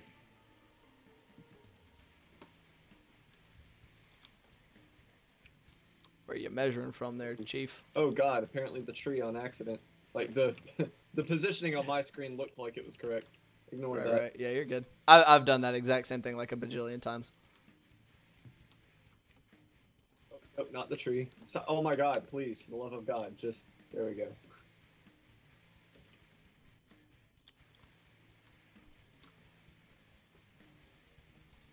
No, that looks close enough. It's like 28.9 feet, whatever. And I'm going to try and Eldritch blast towards the screams, pulling back downwards. Okay, so before you do that, you were Okay. much farther away than Bart was. And Okay. this is pitch black. You cannot Right. see anything. I would like you to roll a perception check to kind Okay. of coordinate where you are aiming this blast at. Okay. Okay. Could be much worse. It'll be a 16. Okay. Go ahead and roll your attack at disadvantage. The first one is in. Oh god, what is? I forgot my spell modifier again. There'll be an 18 on the first. Okay. Misses. Misses. Also an 18 on the second one. Okay, so you fire. You're trying to triangulate, but the distance from the screaming and that it's high up, and you're trying to get it, and you fire them both up, and you like as you know, normally you would feel your tentacle wrap around something to pull it towards you. You don't feel that through the connection that you have with that eldritch energy. Cool. Okay. And I still can't see it, so I still can't bonus action. Okay. That is going to bring us to Ella's turn. She can't see worth dicks. So, I mean, she can't do much of anything, actually.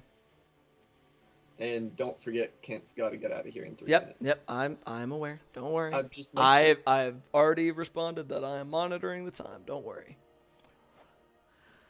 Ella, feeling kind of useless. Actually, make a con save for me real quick, Julian. While I'm doing this, is going to make her way over to Feeling the Darkness to Jakub and is going to try to heal him some.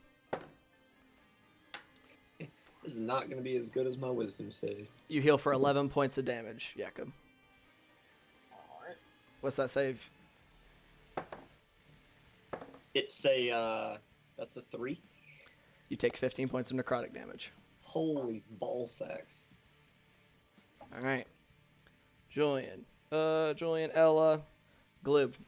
You are far up in the air in the pitch black. What would you like to do? Gloob has just felt himself rising this entire time, and Gloob cannot fly. So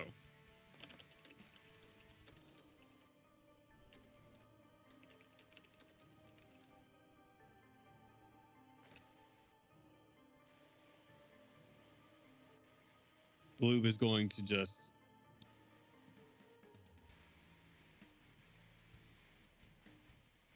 the hunter runs again, huh?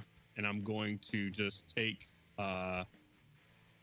if I can, I'm going to unplug Captain's Authority, and with just one last slash as I fall down, I'm just gonna take a swipe out at Okay. him. Make an attack at disadvantage. No, it does not hit. It's an 11 total. Okay. I would like for you to make a dexterity saving throw as you fall. That's cocked. That's a 2 as well for a total of 10. About 50 feet, I think, is when I measured. Yep. So, as you fall 50 feet through the air, Gloob. Can I uncanny dodge the ground?